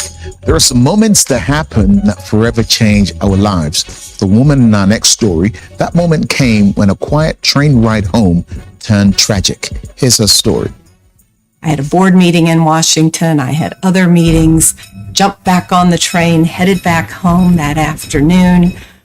And I remember just sitting down in the seat, pulling out my phone and starting to text Jonathan, leaving Philly, home soon. Can't wait to see you guys.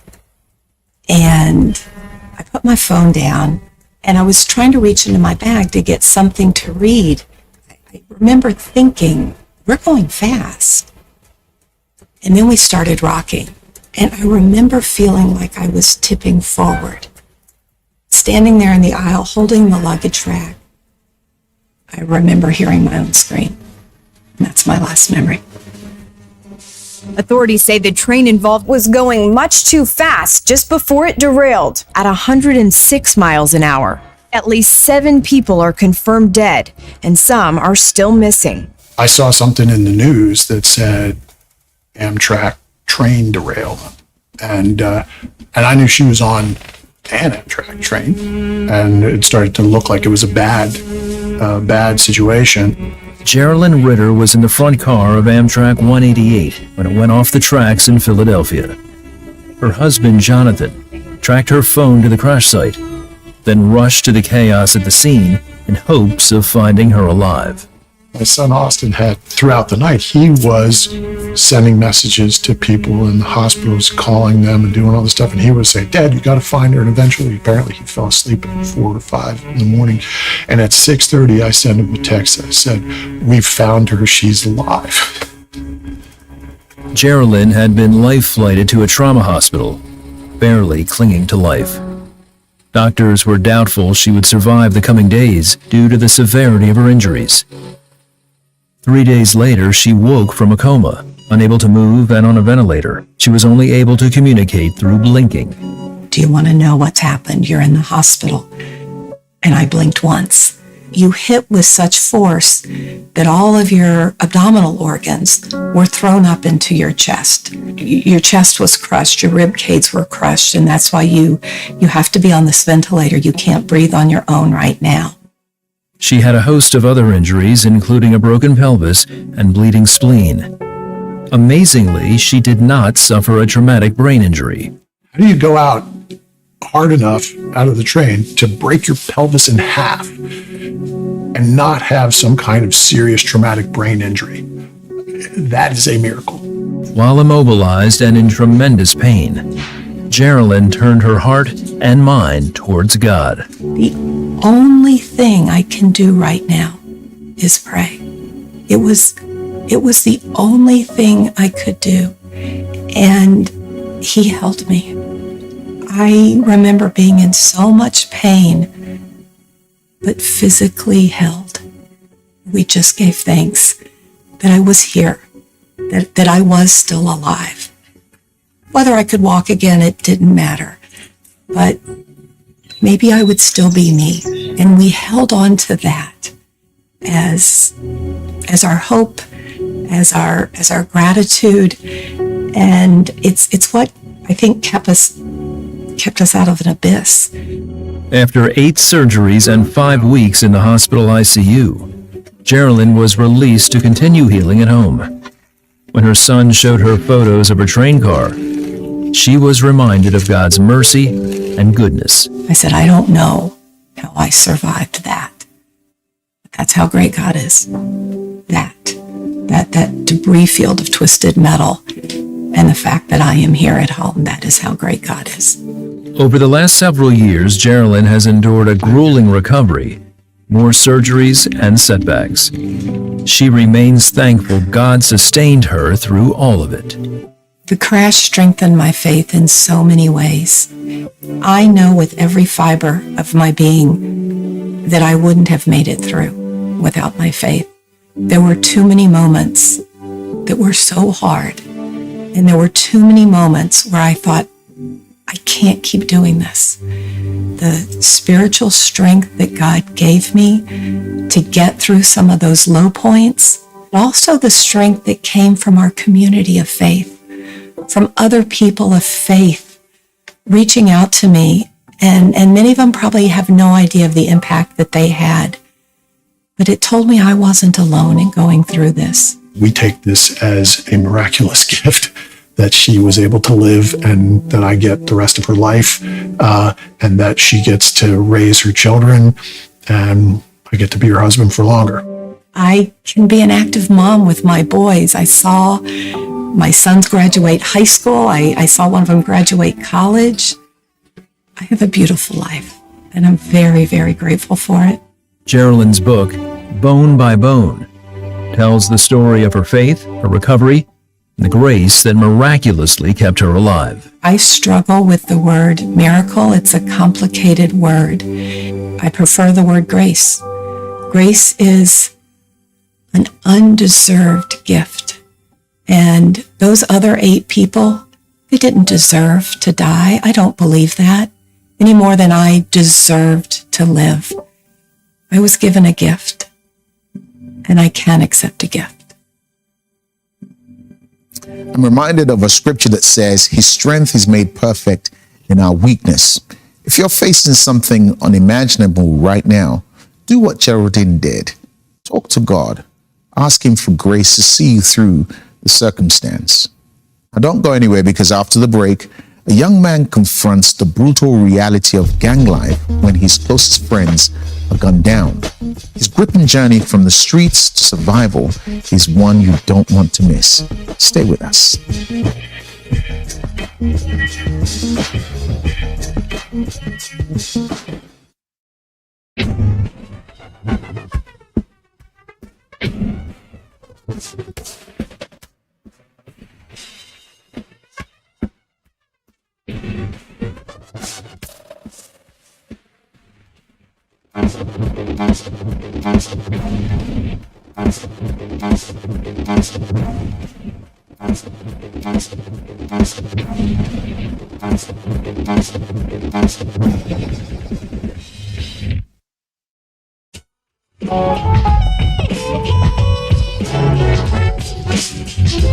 Welcome back.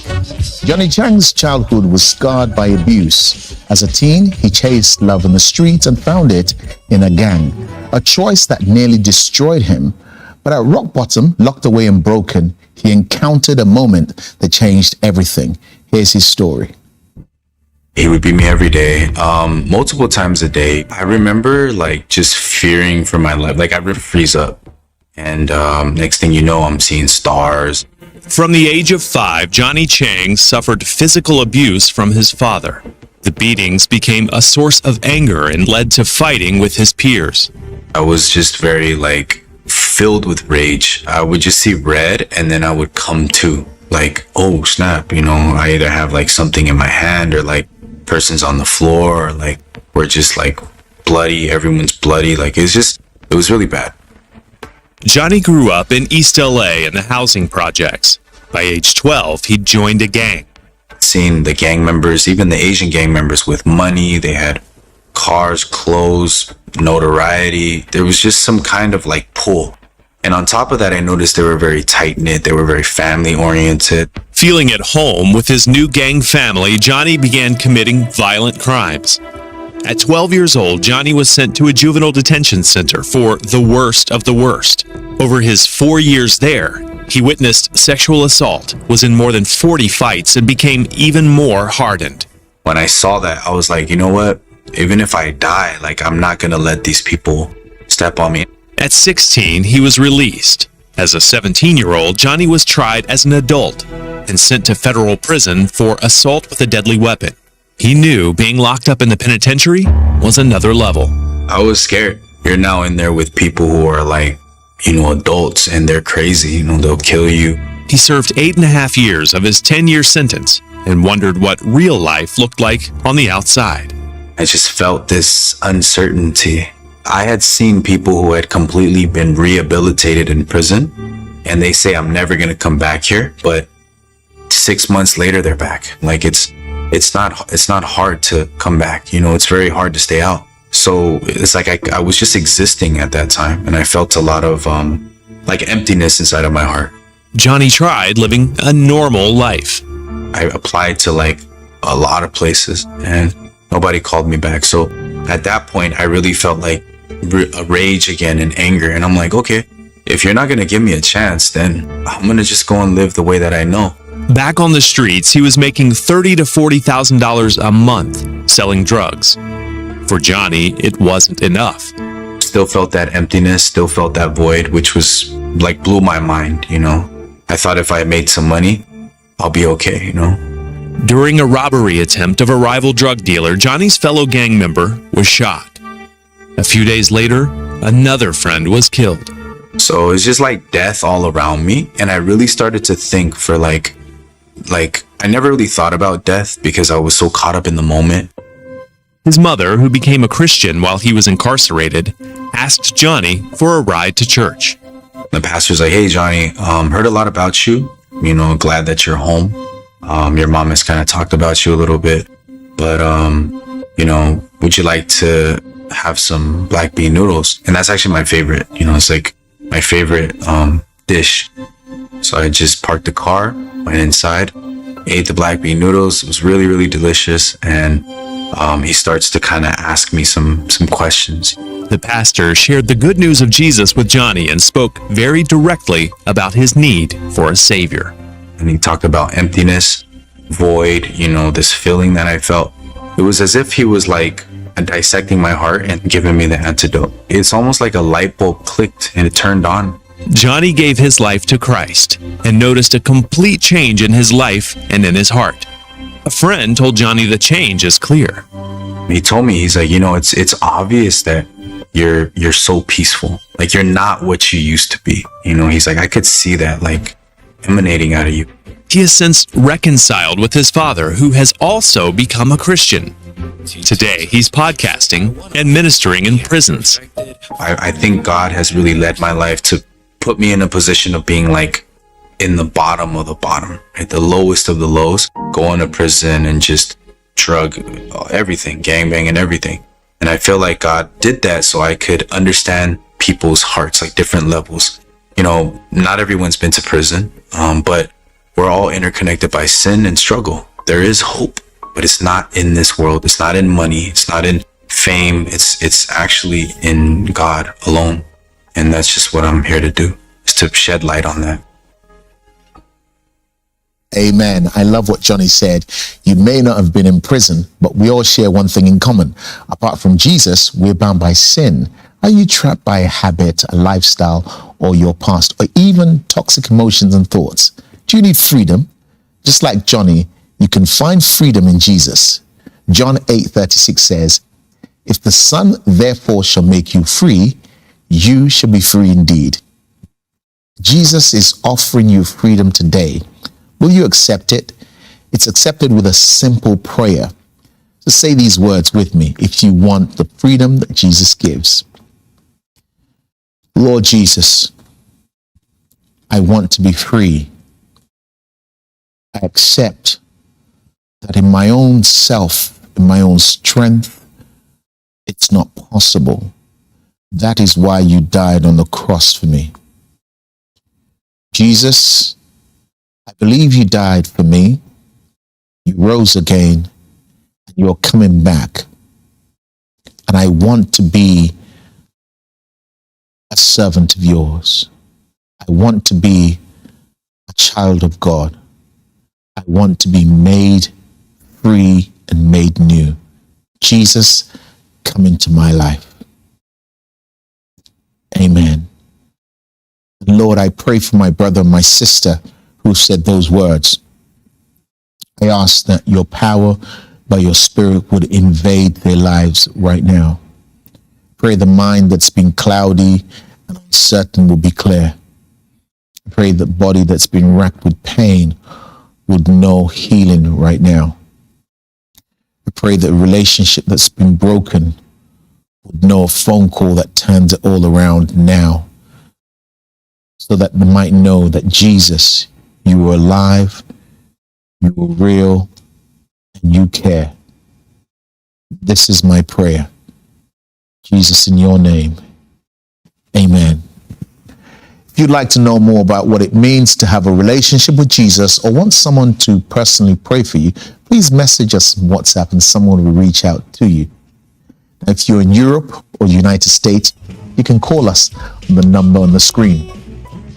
Don't go away, we have more truth, power, and inspiration for you after the break.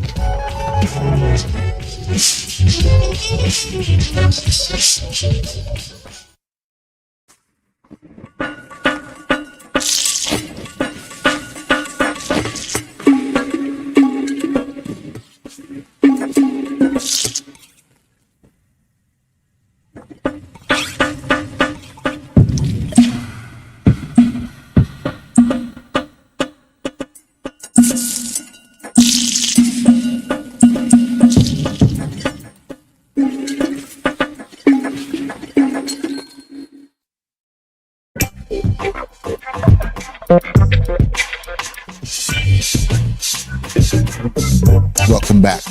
Be sure to like and follow us on Facebook and Instagram. Drop us a message and let us know the program is impacting your life. We'd love to hear from you. Also, please take a moment to subscribe to our YouTube channel so you can be notified as we drop new content. Well, we reached the end of the show, and what a journey it's been. Thank you for hanging out with me today. Remember, God's grace is sufficient for you. We leave you with music from Kimberly Ade singing Grateful. From all of us here at TPI, goodbye and God bless you.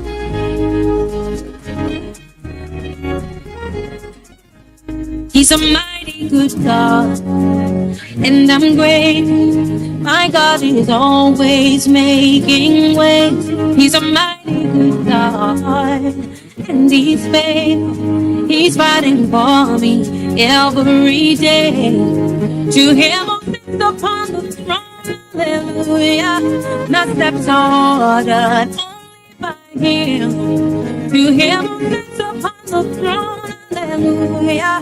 My steps are ordered only by Him. Hey. Baba, you are faithful. Baba, I am grateful. Thank you that you're able. Dependable God, yeah. Baba, you are faithful. Baba, I am grateful. Yeah. Thank you that you're able. Yeah. Dependable God, yeah. I am grateful.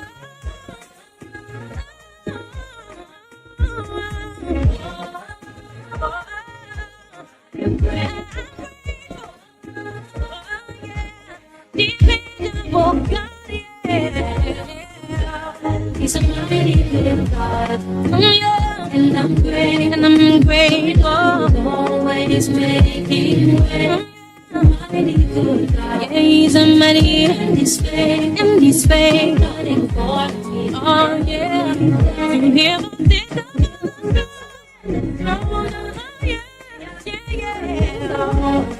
only by Him. It's upon the throne, hallelujah. Yeah, only by Him. Baba, you are faithful. Baba, you are faithful.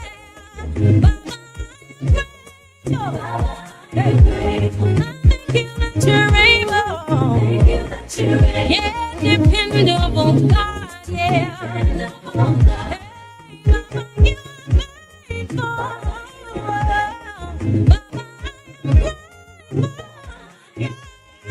Thank you 'cause you're able.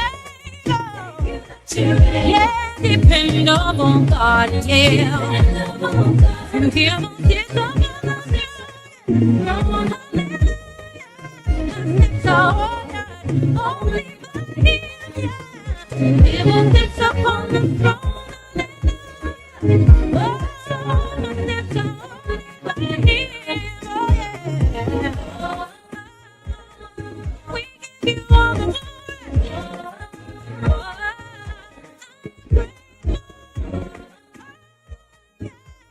Dependable. oh God, yeah, yeah.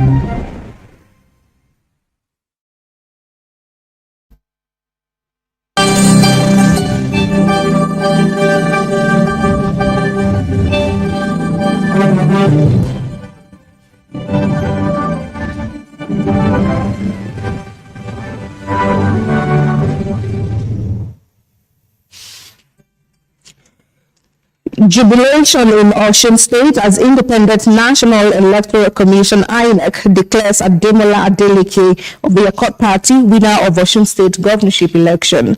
Rescue efforts continue in Indonesia after earthquake.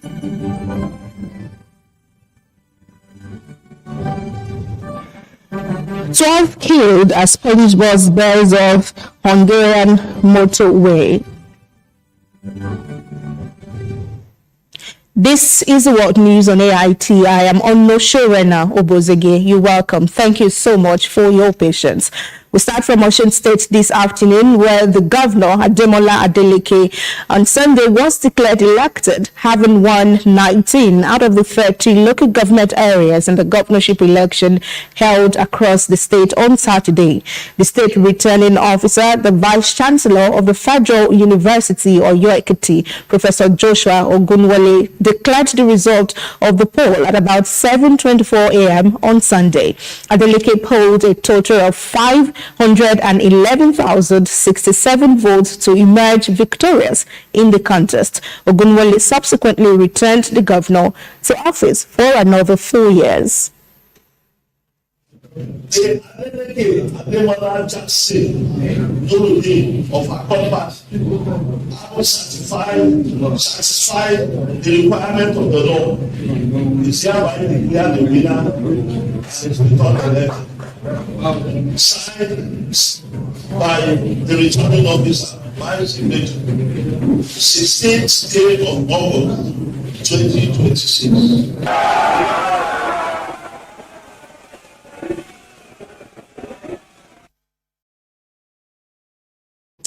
Jubilation have enveloped the ancient city of Osogbo as supporters flood the street.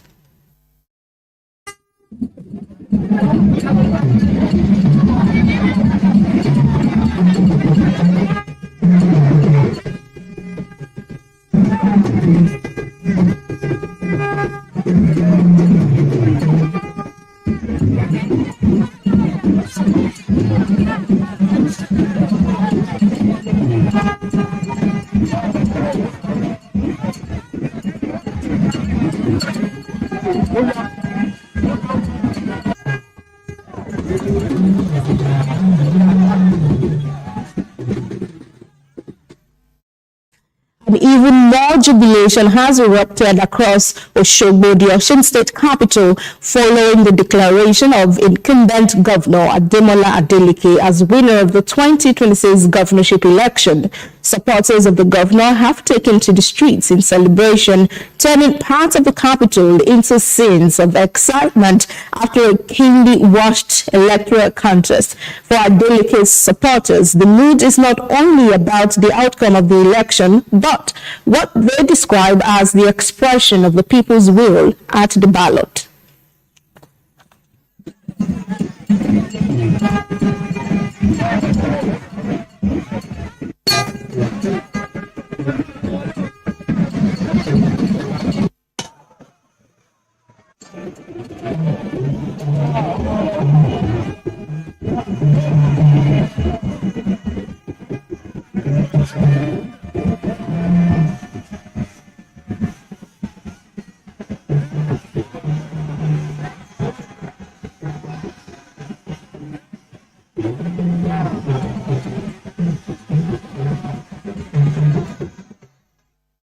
Still in Osun State, the governor and candidate of the Accord Party, Ademola Adeleke, has commended President Bola Tinubu for his role in ensuring a peaceful and credible governorship election in the state. Speaking after being declared winner of Saturday's election in Ede, Osun State, Governor Adeleke said his vision is to transform Osun State from a civil service dependent state into an industrial hub with development spread across the state. He described the election as a victory for democracy, saying there should be no victor or vanquished. Adeleke also called on all the contestants to accept the outcome of the election and congratulated the people of Osun State for their peaceful conduct. The governor expressed appreciation to President Tinubu, who he said had previously and personally called to congratulate him. Is to make sure Osun State move from civil servant state to industrial state. Make sure all cut across Osun State, development is on. I love you, Osun State. I love you. Yes, this is no victor, no vanquish. I want them to come over, and I'm expecting Oyebanji to even pick as a civilized person to call me and congratulate me. And of course, I want to seize the opportunity to thank Mr. President. Mr. President has called me and he has congratulated me. And I thank you, Mr. President, for making sure democracy lives on, because you fought for it. Mr. President, may God.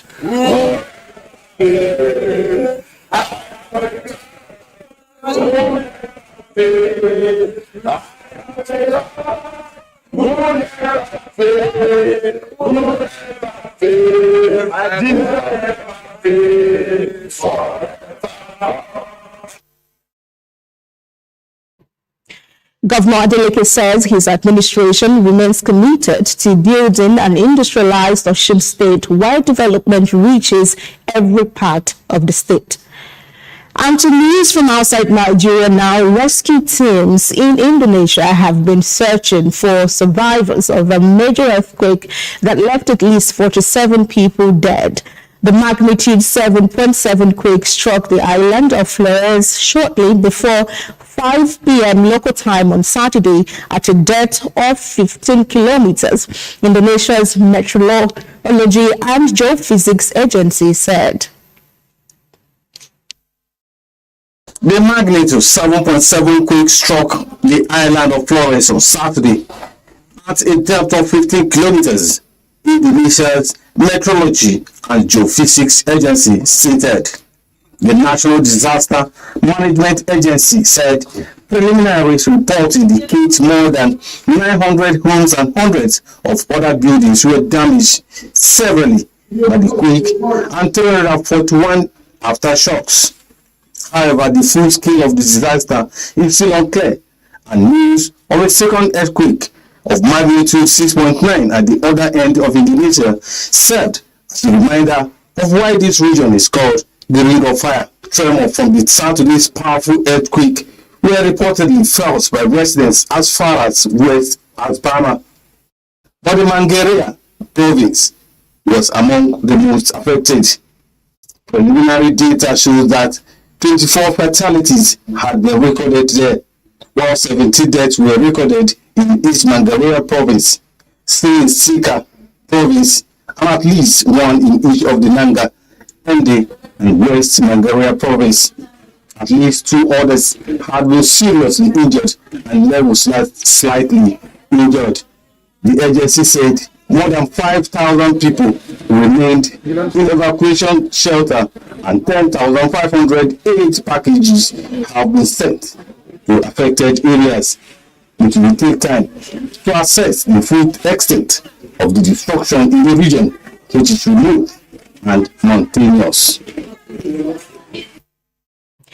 Help started arriving Sunday for thousands of evacuees on Indonesia's Flores Island after a powerful earthquake killed 51 people, injured dozens, and damaged hundreds of houses and buildings. Some 5,000 people fled their homes as a 7.7 magnitude quake hit the island early Saturday, followed by at least 341 aftershocks in the hours that followed. A spokesman for the National Disaster Agency, Bertin Swapelita Panjatan, said people in some areas were left without electricity and telecommunications, and at least one emergency access road remained inaccessible. The 55-year-old, who, like many Indonesians, uses one name, has also been hiding out on a hilltop for 24 hours, with others afraid to return home. Nuhi Dayati, also 55, spent the night on a mat on the same hill. Flores was struck by a 7.7 magnitude earthquake in 1992 that triggered a tsunami and killed about 2,500 people. BNPB head Suharyanto said Sunday at least 5 helicopters, several planes, a naval vessel, and search and rescue ships were on their way to help. At least 3 people have been killed and more. Before our next story, we take a commercial break. So 3 people have been killed and more than 10 injured in Ukraine in the latest wave of Russian strikes, officials have said. Firefighters are tackling a fire that started overnight at a market in the capital, Kyiv, after it was hit by Russian missiles and drones. Ukraine said it shot down 3 Russian missiles and nearly 100 drones. Meanwhile, Moscow's mayor said about 600 Ukrainian drones were launched towards the city overnight. A warehouse belonging to Russian online retailer Whiteberries was hit. Russia has intensified area attacks across Ukraine in recent weeks, while Kyiv has stepped up its targeting of Russian logistics hubs with the aim of disrupting military supplies. Air raid sirens have sounded 4 times since Saturday night in Kyiv. At least 6 people, including a child, were reportedly injured, Mayor Vitaly Klitschko said. In the southern city of Zaporizhzhia, the regional head, Ivan Fedorov, said 2 people were killed when a Russian-guided aerial bomb destroyed a house. Officials in Dnipropetrovsk also reported 1 person killed and 14 injured. In Russia, 3 people were injured in a Ukrainian strike, according to Moscow Mayor Sergei Sobyanin. He said roughly a third of the drones Ukraine launched at the capital had been destroyed. A Whiteberries warehouse in Koledino, 25 kilometers from the center of Moscow, was hit in the attack, Sobyanin said. Whiteberries, known as Russia's version of Amazon, has since been repeatedly targeted since July. Chief said at the time it was targeting logistics hubs used by Russians to buy military equipment and disrupting supplies to the Russian army. Meanwhile, the Romanian Defense Ministry said a Spanish fighter jet shot down a drone that had breached its airspace near the border with Ukraine and Moldova. And that's the world news on AIT. I am Onoshorena Obozege. Thank you for staying with us. Have a good afternoon.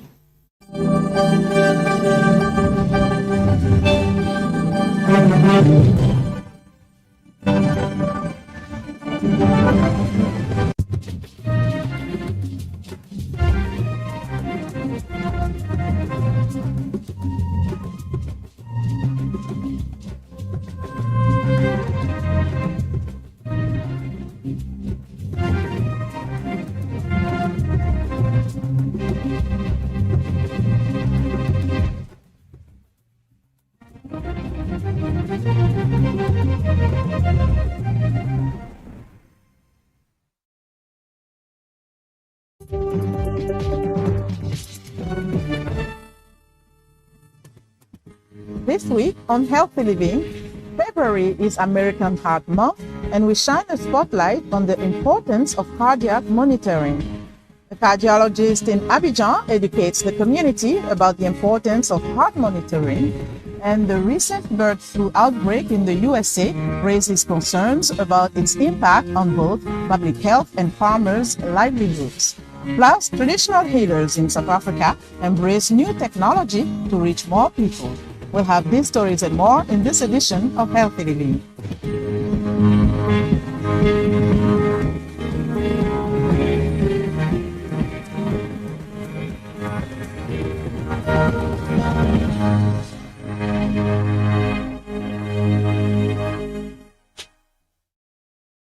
Hello, I'm Lina Khmoudou. Thank you for joining us for another edition of Healthy Living.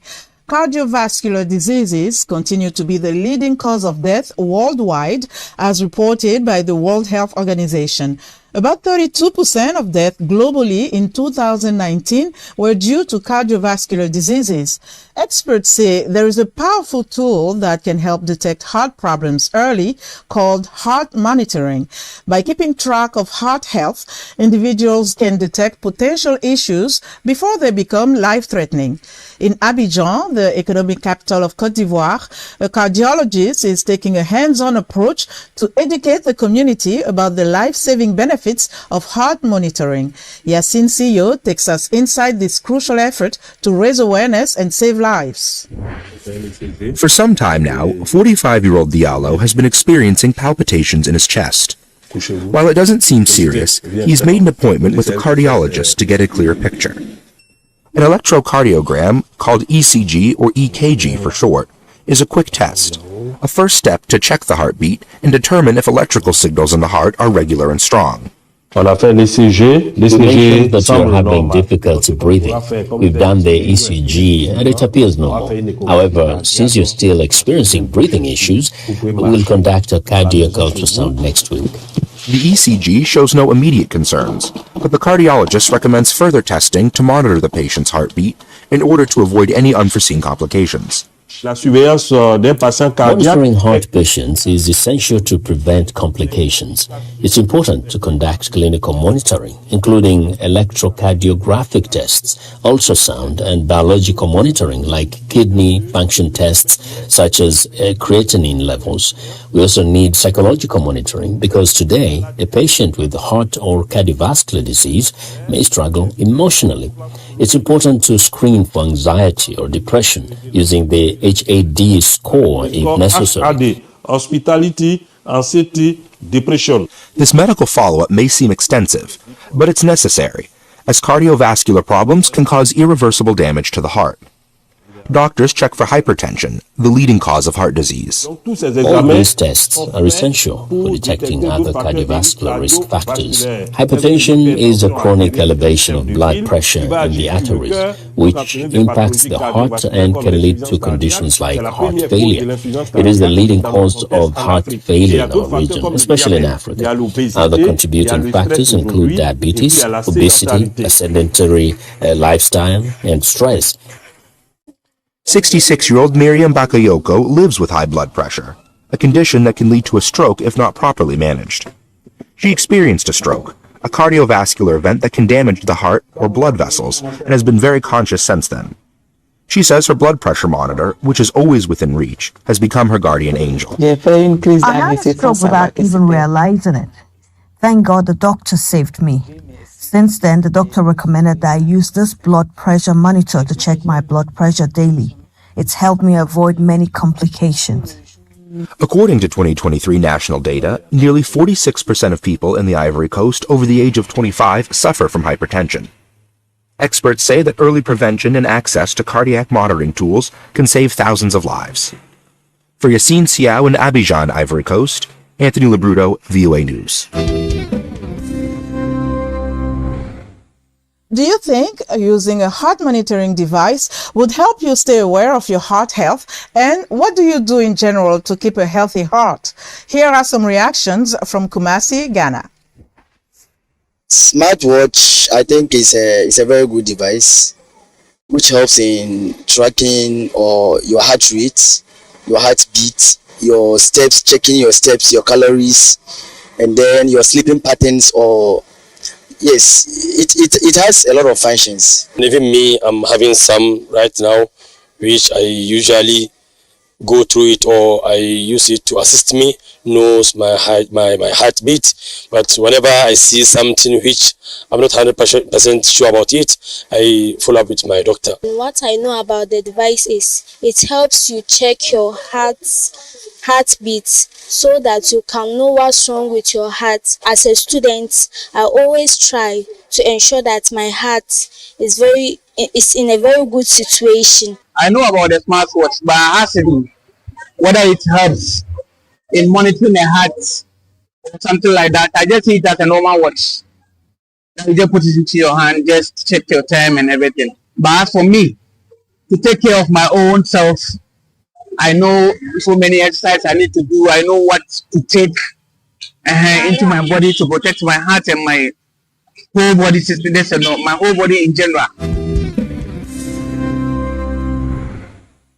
Joining us in the studio is Dr. Shondell Knights. She's a naturopathic expert and founder of Nirvana Holistic Medicine in Maryland. Dr. Knights, thank you so much for joining us today. Thank you for having me.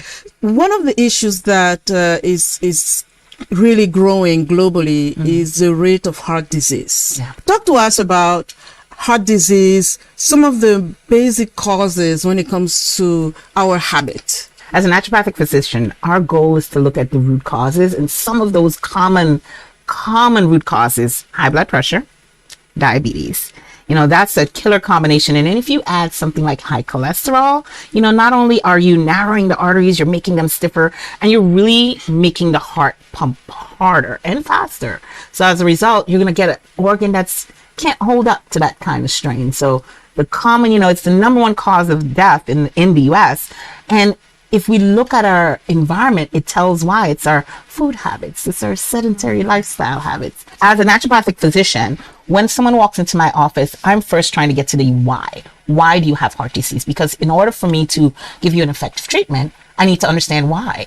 Is it the diabetes that's causing it? So then we have to treat the diabetes. And diabetes, especially type 2, is reversible. So we can work on not only food, but exercise and a combination of herbs and supplements that can help with the diabetes, reverse the diabetes, let me be clear. We can work on cholesterol. We can work on all of these things that led to the heart disease. My most important thing is eat more plants. Plants have things like nitric oxide that help to open up the arteries or vasodilate those arteries. They have things that are anti-inflammatory that can decrease the inflammation in your system. Your first step, every meal that you have, 3/4 of that plate should be a plant-based something. Second, know your numbers. Know your diabetes numbers. I love continuous glucose monitors because we can see what your sugar is doing all day long. And then get up. Get up and move. And a lot of times people are like, well, I don't like exercising. So find something that you find fun. I'm a Zumba queen. I love to dance. What it is that brings you joy when you move, because that's the thing that you're going to adapt for a lifestyle. Someone walks into my office and they have, let's say diabetes, because it's one of the leading causes of heart disease, right? We might say, okay, well, in the meantime, because your numbers are so high, we need to put you on some medications to bring them into a manageable range. And then we add things like bitters and things like that. In heart disease, there are herbs and supplements like hawthorn. It's one of my favorite herbs. It helps the heart to pump a little bit better. So very good insights, Dr. Knights. Thank you so much. We appreciate your time. It's my pleasure. Thank you. Now, the recent outbreak of the H5N1 avian influenza virus and the potential for it to mutate has raised concerns among the scientific community that it could result in human-to-human transmission and trigger a new pandemic. Farmers are also concerned about the potential impacts to their livelihood. VOA's Veronica Balderas Iglesias reports. Feeding time. George Terwilliger runs Pleasant Vale Farm in Delaplane, Virginia, west of Washington. He has modified his small-scale operation due to the H5N1 avian influenza virus. The so-called bird flu has resulted in not only a high U.S. bird mortality since 2022, but also a sharp increase in the price of eggs nationwide. We here on this farm have not expanded our chickens over the last year or two out of fear that we might inadvertently bring birds in that are infected. Bird flu in dairy cows was first reported in late March. The Centers for Disease Control and Prevention says the public health risk remains low, with just 67 confirmed infections from animals to humans and 1 death. Constant changes in the genome of the virus, however, have some scientists worried. If there are changes that make it more possible for the virus to transmit from person to person, which so far we haven't seen, then that could be a real challenge in terms of our public health response, and is the reason that we think of this virus as having pandemic potential. People can minimize the risk of infection, Davis added. Avoiding contact with sick or dead wild animals is probably the most important thing to do. We know that pasteurization of milk, cooking of meat to the recommended temperatures, and cooking of eggs are effective to really inactivate this particular virus. Veronica Valderas Iglesias, VOA News, Delaplane, Virginia. In December 2024, many Africans returned to their ancestral homes to reconnect with their families and traditions. In South Africa, that includes traditional healers. As Zahir Kasim reports from Johannesburg, many are finding that a new app is helping to bring this age-old practice into the digital age.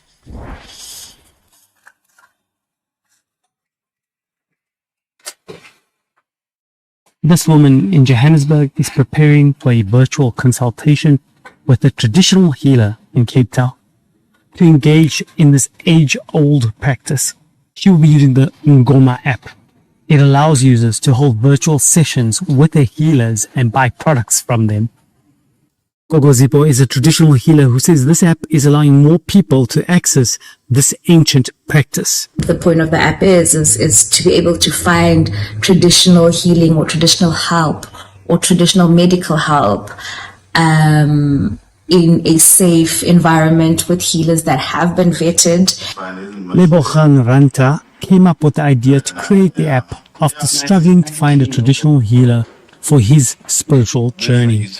4 years later, the self-funded app is a reality. I found that a lot of people, especially first-timers, were really intimidated by, one, going to spiritual healer's place for the first time, and two, really not knowing how to find the healer. So I was like, if I can amalgamate that into one and finish off the process with the ability to get them their things brought to their home, it provides a full suite service for the user. And yeah, from there, Ngoma was born. He says the app currently hosts 40 traditional healers and has over 100 users, including Raitumetse Twala. It's very hard finding a healer. It's very hard finding healers that are doing specific things, because you don't always just want any healer. You maybe want someone who's good at reading dreams, translating dreams, or someone who's good at helping you find a job and also pray for you to find a job and so forth. So the app is great in that sense that you have access to different types of healers. Ngoma users can also buy items used in rituals like candles. Companies like The Light Candles have partnered with the app to supply these products. Candles are a gateway to the underground, or how they call them, the underground gang, which is ancestors. For now, Ngoma is available only in South Africa, but Rantua envisions expanding across the continent, bringing traditional healing to more people through technology. Zahir Kasim, VOA News, Johannesburg, South Africa. That's our show for today. For more health news, wellness tips, and medical breakthroughs, stay connected to Voice of America at voaafrica.com. You can follow me on X at Linor Mudu. Until next time, stay well and strive to make every day a healthy day.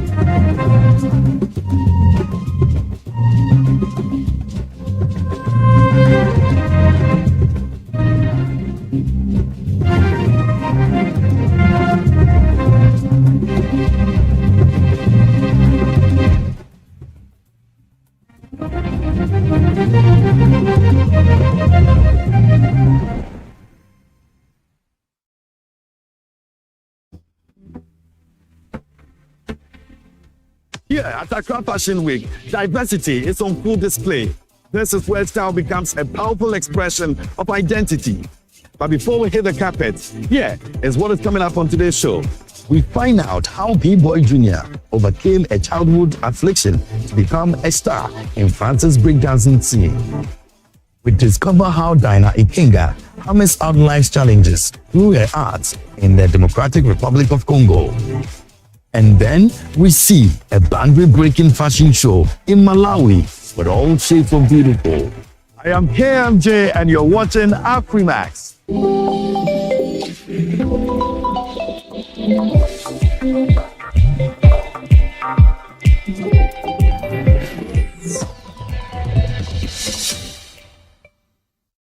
We are starting in Kenya at a restaurant with a difference, where every waiter and waitress are hearing impaired. So, how do you place an order? Let's find out. Nobody will understand you in this cafe in Nairobi, even if you order in a local language without an accent. And shouting won't make it any better. And yet, the guests here look completely satisfied. But why? The main reason why I come here to Toilet Cafe is because the waiters here can just read your wish from the lips. And that is true. At Palette Cafe, you don't have to say a single word to order. A sign is enough, or rather, sign language. Wondering why or what happens if you don't know sign language? Most of the staff are hearing impaired and therefore communicate using gestures and strong facial expressions. And last but not least, the prints on their shirts helps to avoid misunderstandings. And therefore, we go into how the cafe is helping to strengthen the deaf community in Kenya. Let's look at how it came about in the first place. Palette Cafe is a place where people who are hearing impaired have been hired, from the kitchen to the management to any sector of the business. The main reason that I joined here was actually it's pure humanity and help people, and what I was doing before as an aid worker, so linked up the aid working side of me into the business, and that's what made us to create this beautiful space.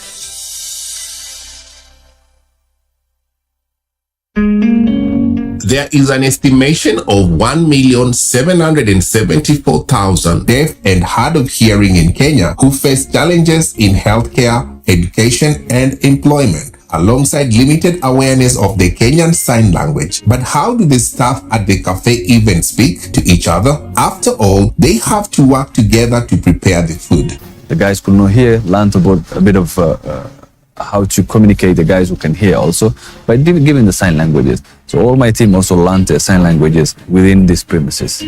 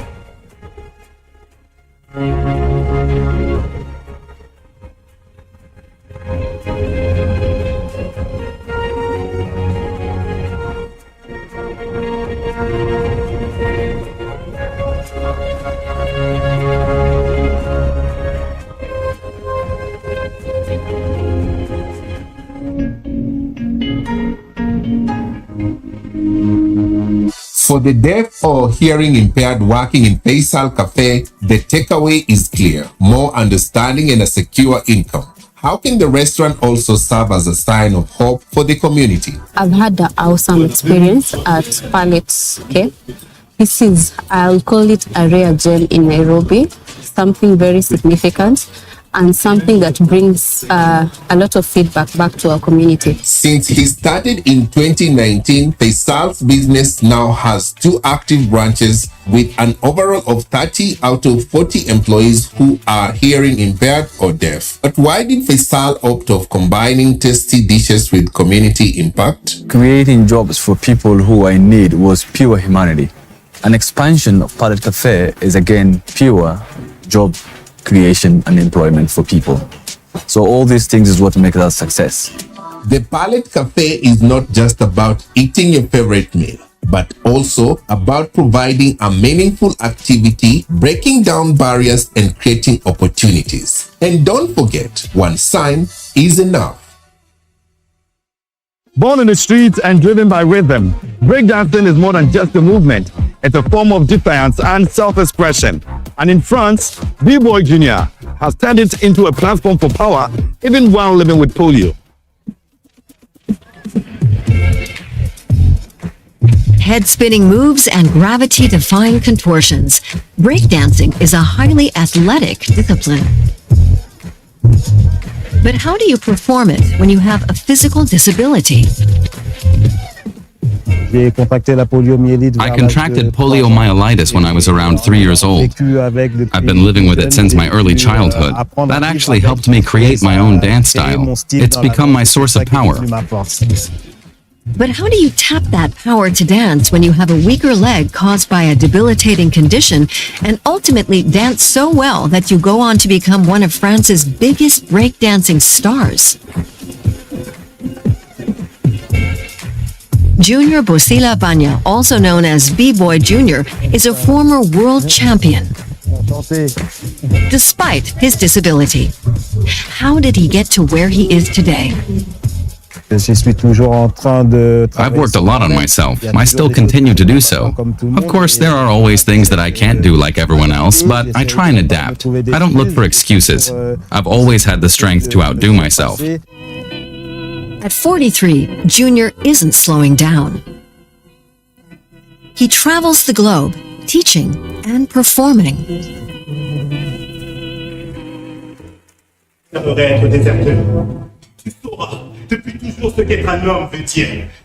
He's now starring in a play in France called La Tendresse, or Tenderness. It explores the relationship between young men and the concept of masculinity. It's a combination of hip-hop and performance theater. How does it feel to take to another stage after his success as a breaking icon? I'm just adding words to my movements. Actually, it's not really that different. It really complements the way I express myself. It feels like a logical step for me. It's powerful. The play is also about accessing movement and the body. Junior has lived in Paris since 2005. The city is set to host the Olympic Games this year, where breakdancing will be included as an official discipline for the very first time. Will that help put the dance form on the map? We deserve to get the same recognition as other sports on an athletic level. We devote our lives and our bodies to the discipline. It's hours and hours of hard work. The movements that we make might seem impossible to some. Some athletes from other disciplines even envy us for it. Breakdancing definitely has a place in the Olympics. For Junior himself, breaking didn't seem like a natural choice, especially when he was younger. Junior was born in Kinshasa in the Democratic Republic of Congo. He was sent to France to join his father when he was 5 to get medical treatment for his polio, but not before it caused lasting damage to his leg. What was his life like before he became the king of breaking? I couldn't run as fast as the others, but I was a good football goalie. I couldn't really kick, but I could pack a good punch. People respected me as well. I knew how to defend myself. But of course, when you're young, some people also make fun of you.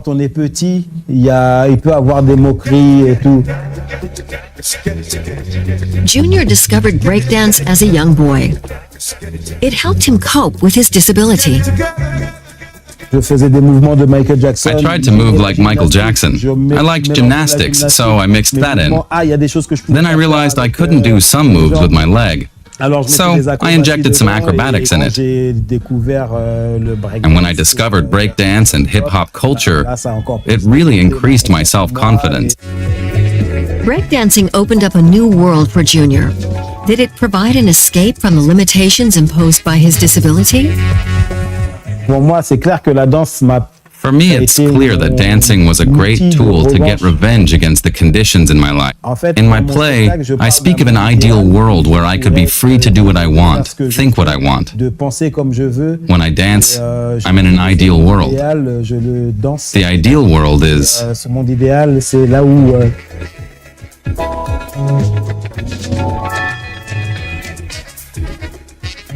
where I'm simply myself. For Junior, breaking isn't just a way to triumph despite all the odds. It's a superpower by which he lives his life.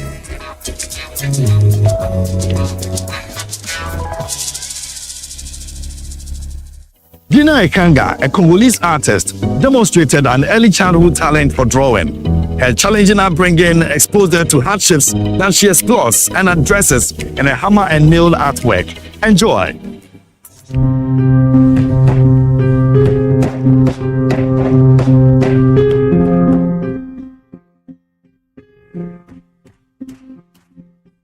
Dina Ekanga nails it every time again. Nailing and hammering is maybe the most essential part of her artistic work. But why has she chosen to hammer life's challenges? I have been hammered several times by family problems and conflict, as well as by the illness of myopia. More about what exactly the nails in Dina's work mean later. But first, how did she find her way in art in the first place? The desire to engage in art has been with me since I was little. It was an observation my parents made that I would draw everywhere in the house. I constantly received reprimands at school, as in my various notebooks there were always drawings. To become the awarded artist she is today was not an easy task for Dina. How did she handle hardships like family disputes and illnesses she's had to face?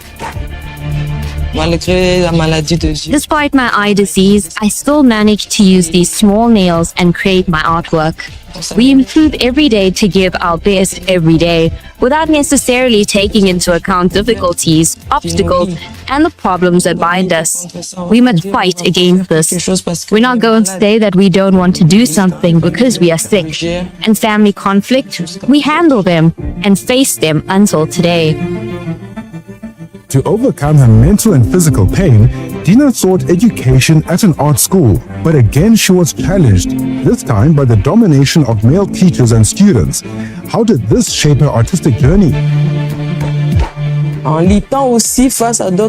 By competing against other boys who were there, by giving my best, by improving my sketches, by working very hard, by attaching myself to them, to try to become better like them, as they said. While we were at the academy, what bothered me a bit was the techniques being used there. It was more about brushes, colors, pencils, pens. We always came back to somewhat normal tools that we use every day. And I often wondered if we couldn't draw with other materials besides brushes, pens, and the like. Now coming back to her leitmotif, what was the deciding factor to her now working with hammer and nail?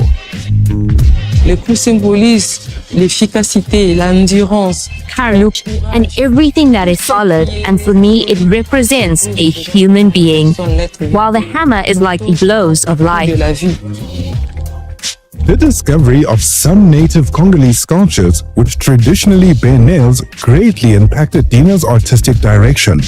Based on that, what is the central message she aims to convey through her artwork? I proclaim assurance and hope in response to challenges taking place in Africa or Congolese society.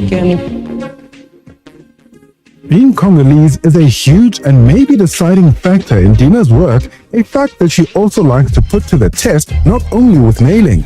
What is the meaning behind the inclusion of scarification in her artwork? Scar display various motifs and logos, African as well as Lermochi's emblem. Having learned that each nail for Dina stands for pain, why did she specifically choose these obsidian-hued nails for her artwork? And what does she hope to achieve with her artwork? I preferred black nails in relation to African black skin to identify the African people. Dina passionately advocates for African art and culture. How does she leverage her art to engage the community? It's about identifying the people we are, recognizing our history, and knowing our origins and values. For Dina Ekanga, each nail tells a story of pain. Every hammer stroke signifies a battle. Despite challenges, there's the power to create, turn suffering into art, and find strength in tough times.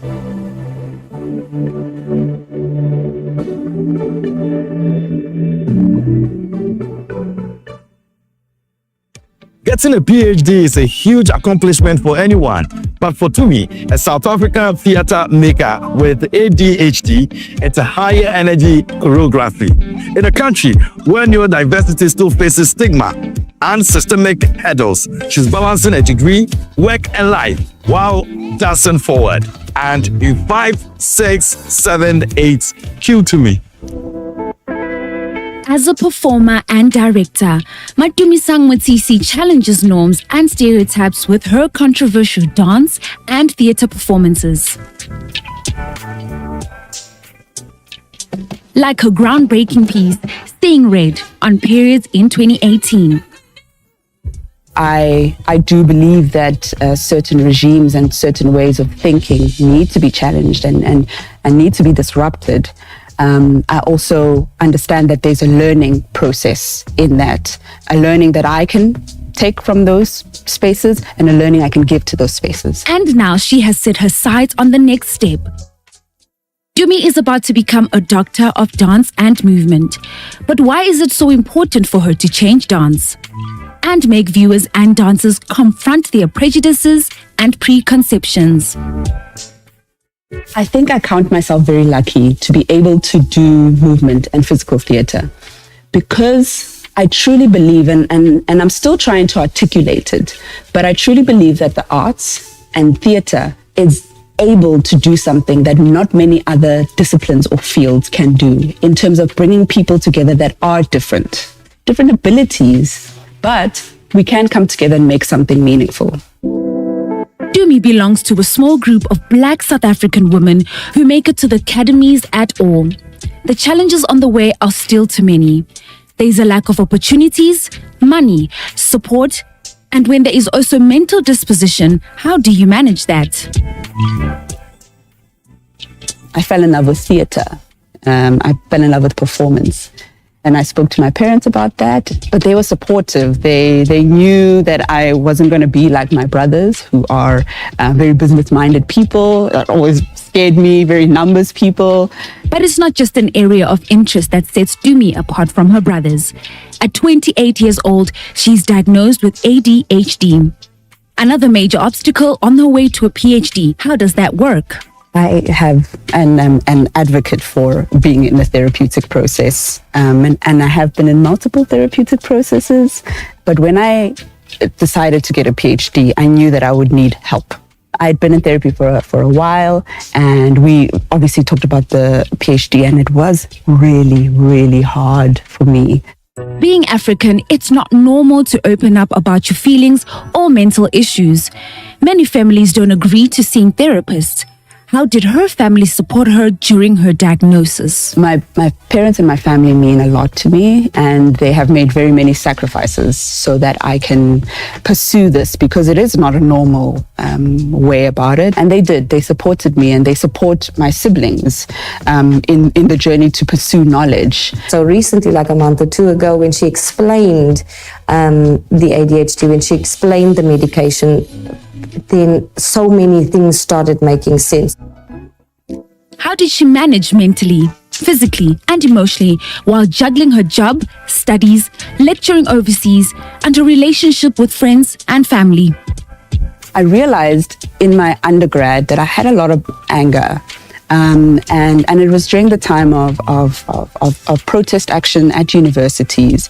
And so there was a lot that I became conscious of about my identity, and I knew that I had felt discrimination, I had felt prejudice in different spaces, but it became very, very visible to me during my undergrad years, and I needed an outlet for this anger, and my art became that.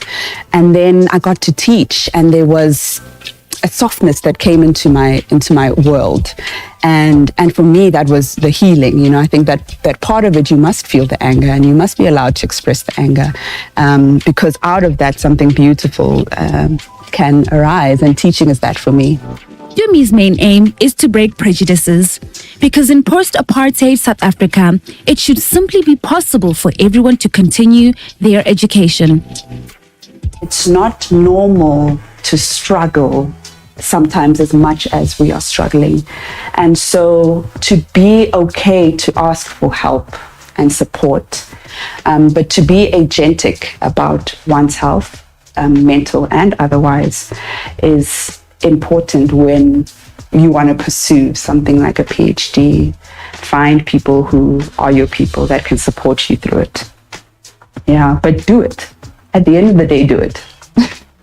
The House of Zandria's All Shades of Beautiful initiative started in 2021 in Malawi. It invites everyone to feel included and beautiful on the runway, regardless of their background. Malawian fashion house, House of Zandria, is breaking an unspoken rule that still pervades the fashion industry today. Differently abled and beautiful cannot coexist.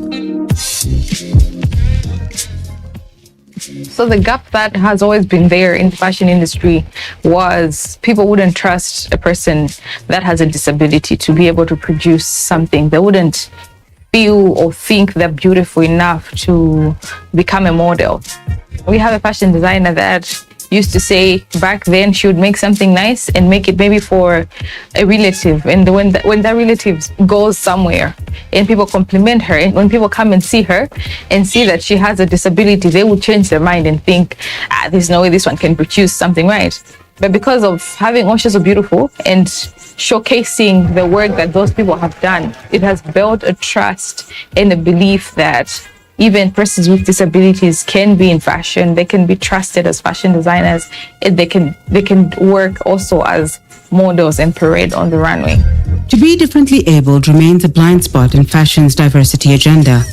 Even globally, the absence of differently abled models or designers is so stark that inclusivity reports do not even feature a disability category. So how was it that in Malawi, an inclusive fashion initiative was born? So basically, All Shades of Beautiful is an initiative that is there to give a platform to fashion designers with and without disabilities to showcase their work and talents through the fashion show that we host annually. To design for people who are differently abled, it has given me a lot of new ideas to work with them, like to know how to make designs that would perfectly fit them. Malawi, like much of Africa, isn't a very inclusive society. People who are differently abled are often marginalized, either viewed with fear or hidden by their families. This makes this House of Zandria initiative all the more important. One time I was able to showcase outside, that was in Portugal. And also after that, I was nominated for Shining Stars Africa Awards 2023. So lucky enough, I've won as Best Female Fashion Designer of the Year. Creativity has no physical limitations, and initiatives like All Shades of Beautiful help to promote inclusive access and opportunities. All Shades of Beautiful isn't a profit-making initiative.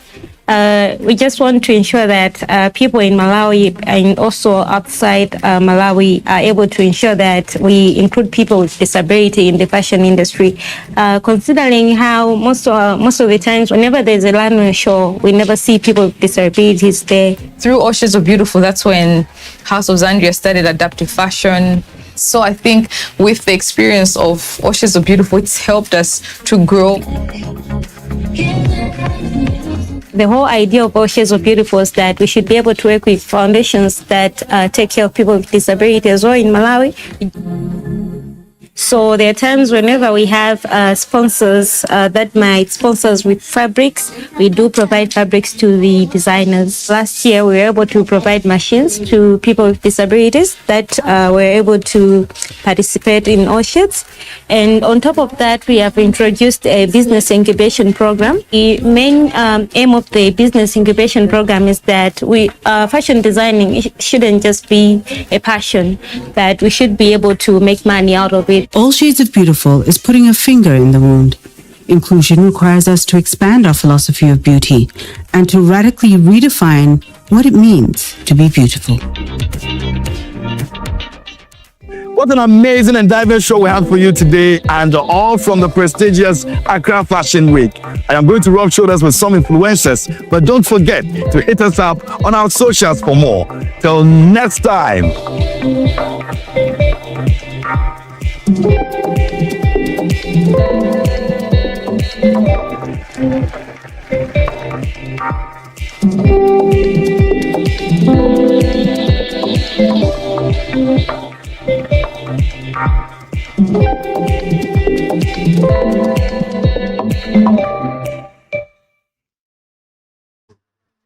Anna Jifo runs her multiple e-commerce businesses in Nigeria's capital, Abuja. Her business is known as drop shipping, a business model where products are sold online without the need for a so-called brick-and-mortar facility where those products are stored and processed. It involves the management of e-commerce inventory and affiliate marketing, where she promotes online products for other businesses. Ajifo started her online business in 2022 with less than $50. Okay, let's say I started with 50,000 naira. So today I can tell you the percentage has increased to over 150% of income coming in from the business. Ajifo's success story has its roots in access to the internet, a good phone, social media, and spending around $6 a month on a data subscription. When it comes to showcasing my business online, internet access has done most of it, 80% of it. Without the internet, we won't be able to do any of those things. And for many, like Ajifo, the internet means more income and opportunity. A January 2024 World Bank report discloses that Sub-Saharan Africa recorded a 115% increase in internet users between 2016 and 2021. This, the bank said, also reduced extreme poverty by 7% in Nigeria, fostering economic growth and innovation. Opportunities abound in terms of the benefit for e-commerce, benefit for e-health, benefit for e-government, and as well as in terms of basic commercial transactions. Despite the gains, the World Bank says women in Sub-Saharan Africa have less access to the internet compared to men. The report also says women are 37% less likely to use mobile internet services than men, and that women in rural communities are affected most by the lack of digital access.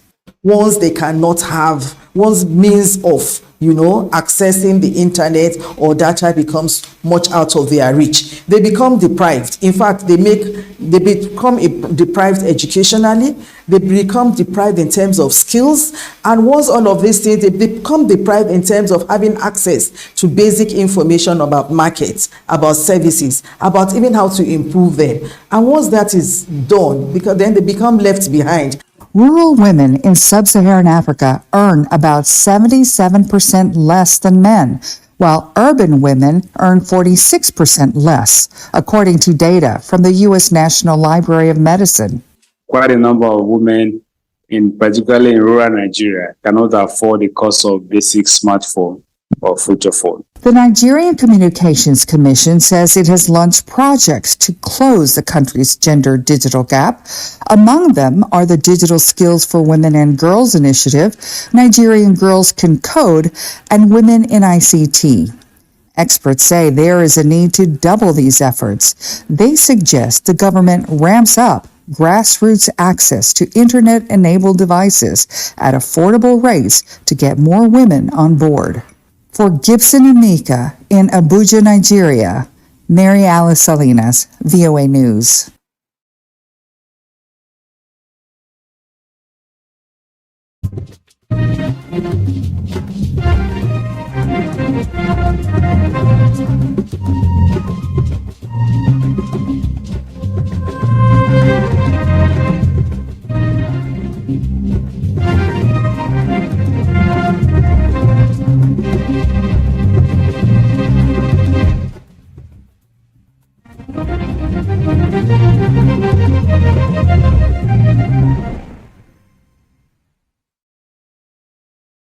Most of my kissing scenes looked fake.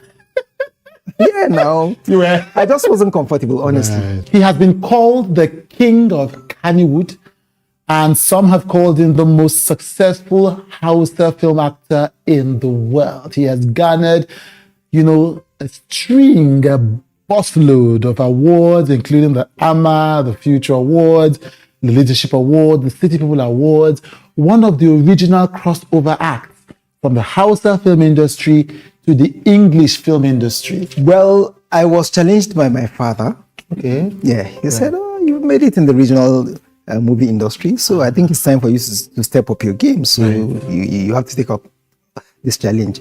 We go back 25 years. He was appointed the Director General of the Nigeria Film Corporation. We did these campaigns together. They, APC, promised the stakeholders in the industry that they're going to give them appointments. And so my name was nominated. Honestly, I never knew I was the choice for the position. How did he get into acting? He tells me that he got into acting saved him. His mother had just died. I was so, attached to my mom. When I lost her, I was heartbroken. But that was when my career started in Kannywood. I felt as if everybody in the world has turned their back on me. He was mourning her darkly for 4 months, couldn't work, couldn't do anything. I became an introvert. I wasn't mixing up with people. That's why I just concentrated on the scripts coming to me. I think it was just this acting profession that saved me, that I didn't go into depression. He talks about the responsibility of being an Hausa actor. The reason why he stopped kissing or being intimate with actors in movies, even though the scenes with Jackie Appiah and others were used against him. Every entertainer does what they do because they want to entertain people. Right. So who are the large chunk of my audience? They are the people from the north. So why displease them? Let me just do what they want. And the reason why he spoke up and supported those who asked for his fellow actor, Rahama Sadao, to adjust her style. Even Rahama, for instance, take her into consideration. Does she dress the way she used to do before? Right. She doesn't. Right. She's a newly packaged Rahama. Right. I just love her style now. Honestly, she has this, Arewa feel, which is expected of her because she's from that region. So I feel it's one thing most entertainers should take into consideration. He talks about the stereotypes he has had to deal with as an Hausa actor, even though he says he has been treated very well. It was during fasting. I was shooting in Asaba. We just finished shooting a scene, and I said to the production manager, I want to pray. And one person on that side looked at me and said, hey, you this Sharia actor. I'm like, hello. We also talked about the surreal experience of hearing in the news that you have died and having your wife and family worried when you are alive and kicking. When I saw it too, I'm like, is somebody in a hurry for me to die? Because I don't get it. And funny enough, these people open up these accounts with some of your colleagues' names. Ali Nuhu, who looks like he has not aged a minute since I first met him 20 years ago, with Chude today.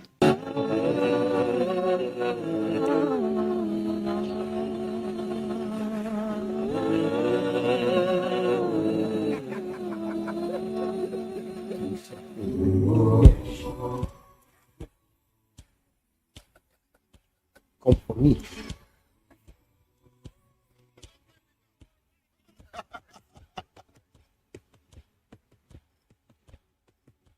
And anytime I see you, it's like you are aging backwards. You look almost the same way as the first time I saw you. I'm not even flattering you. So in 2022, people were shocked when you showed your son on Instagram. Yes. Because they couldn't believe it. Well, a lot of people say that. Yeah. So I take it as a compliment. It is a compliment. But when you look at my face, there's gray hair now. No, there's gray hair, but you know that sometimes some young people have gray hair too, very early. Of course. Like in their 30s. So somebody can look at you and think, he's a young man. But the guy don't old. The guy don't. What is it like? I mean, you are incredibly accomplished. Incredibly. And I'm telling you, if you look at your awards, the AMAs, the Future Awards, which when we met for the first time, the Leadership Awards, the City People Awards, you've advocated with international agencies, you know, you've been called something like the most powerful man in Kannywood. You know, you've acted in hundreds of films, you've acted in blockbusters, you've acted in, you know, one of the interesting things, you did the YouTube thing before people even knew that YouTube was a thing. Incredibly accomplished. Are you surprised by how much you've done? The density of what you've done? Do you look back sometimes and think, wow? And I ask that because we're going to talk about the NFC, because it feels like another journey, after another journey. How does that feel to you? First of all, I must say I'm grateful for this compliment, and I was a bit flattered as you were listing out all those things. Exactly. But then, you know, it hasn't really been easy, and I must say it's mainly because I've been focused over the years. You know, his passion is what drove me into the entertainment field, and I've been holding it very strong. I just concentrate on what my job is. I don't get distracted easily. So I'm not surprised that I was able to achieve all these things. Because I've read a lot about people in the entertainment. I've seen how their lives folded out, you know. So I was just being very careful with everything. I just concentrated on work. There was a point in time in Kannywood, what they called me, they gave me a nickname, from set to set. Where are you coming from? From the set. Where are you going to set? Yeah. So that's what they call me. So, but I must say, these factors are actually responsible for, achieving all this. And honestly, I'm not really surprised. Yeah. Obviously, Kannywood has a very deep, rich tradition. And for people in Lagos and other places, yes, maybe they were the first that they paid attention to, but the people who you respect and who you know who have been in. But for many people, especially in my generation, you were the first real crossover from Kannywood to Nollywood. Was that a deliberate plan? Well, I was challenged by my father. Okay. Yeah, he said, "Oh, you've made it in the regional movie industry, so I think it's time for you to step up your game. So you have to take up this challenge." Which, of course, I said, "How do I start? How do I start?" Unfortunately for me, Izu Ojukwu is one person that I've known for so many years when I started out in Jos. And he also went to the film school in Jos. No, not the film school. I went to the University. No, not you, him. No, Izu. Yes, I think he did. Anyway, I think he did film. He did a stint at the film institute, but then. You know, he was more trained by the missionaries. So that's it. So you met him in Jos? I met him in Jos, and when he wanted to produce Sitanda for the Amstel box office. Yeah, so he called me and said he wanted me to take the sub-lead role. So I said, okay, fine. I think this is the opportunity to do what I've been challenged to do. I took the role, and eventually, as we were shooting, something happened. He wasn't convinced by the way the person casted was taking the lead role. Okay. That's the person casted for the lead role. And he said he wants me to switch into that role. And I'm like, we shot for like 5 days. So are you going to throw away all the shots? He said yes, because he previewed the rushes and found out that the guy usually misses his lines, and I was the one that was reminding him the lines. So it means I have his lines and I have mine. So it's not he had already counted the cost. Yeah. So I was surprised because I never knew he was taking that into consideration. Right. And in fact, that's when I realized that it's very important for an actor to understand the character of their co-actor when they're on sets. Right. So I took the lead role, and that was what actually gave me the break. Yes, Sitanda was a big deal because it was a great film, won many awards. It was also backed by corporate Nigeria. Definitely. And so it was the best way to announce your move from here to here. Yes. Yeah. Yes, it had to challenge you, but then you didn't even know how to do it, and then this came. Yeah. Could you have imagined? You've been in some of my favorite films, and I'm not even Last Flight to Abuja, when it came out, was my favorite film. Okay. I think my second favorite all-time Nollywood film is The Trade. Oh yeah. And I think The Trade, you were on fire on The Trade. I cannot forget that scene where he's like, stop, I think they've escaped. You're like, wow, well done. Yeah, because he's Mr. Know-all. He knows how to do everything. Could you have imagined that you'd have been in so many English blockbusters? Could you even have, when you started, could you possibly have imagined? Did you imagine it? Did it surprise you? Honestly, I never imagined. Yeah. I never imagined, because after Sitanda, I was nominated for AMA, and fortunately, I won the Best Upcoming Actor award. Yes. And right there and then, when I came down the stage, about 3 filmmakers from Asaba approached me and immediately said, they have their scripts. Am I ready for it? I said, okay, let's move. Fine, let's move. And that's how I was able to penetrate the Asaba market. Right. And Lagos came calling and all of that. So that's how. I think, as far as I know, you were the first person from Kannywood to penetrate Asaba. Yeah. It was inconceivable, of course, for lead roles, because we're trying the perception of the industry was focused on Southerners, the industry was focused on even Igbo people. Yeah. It was so, and you carry these things so lightly. You behave as if you don't know the historic nature of the things you do. That's because these things happen naturally, So after Asaba, I was able to be on the set of Witindi, BBC was series. And that's where I met some of the graduating students from the National Film Institute, just that people like Kenneth Gang, Makusari, Yinka Edward, and all of that. Yeah. So I met them, and I noticed that their style of, work is different. Right. Very professional, very technical, Yeah. Attention to details and all of that. Yeah. So when I came across them, and I said, I think it's time for me to go and do a bit of capacity building. Fortunately for me, Project ACT was on.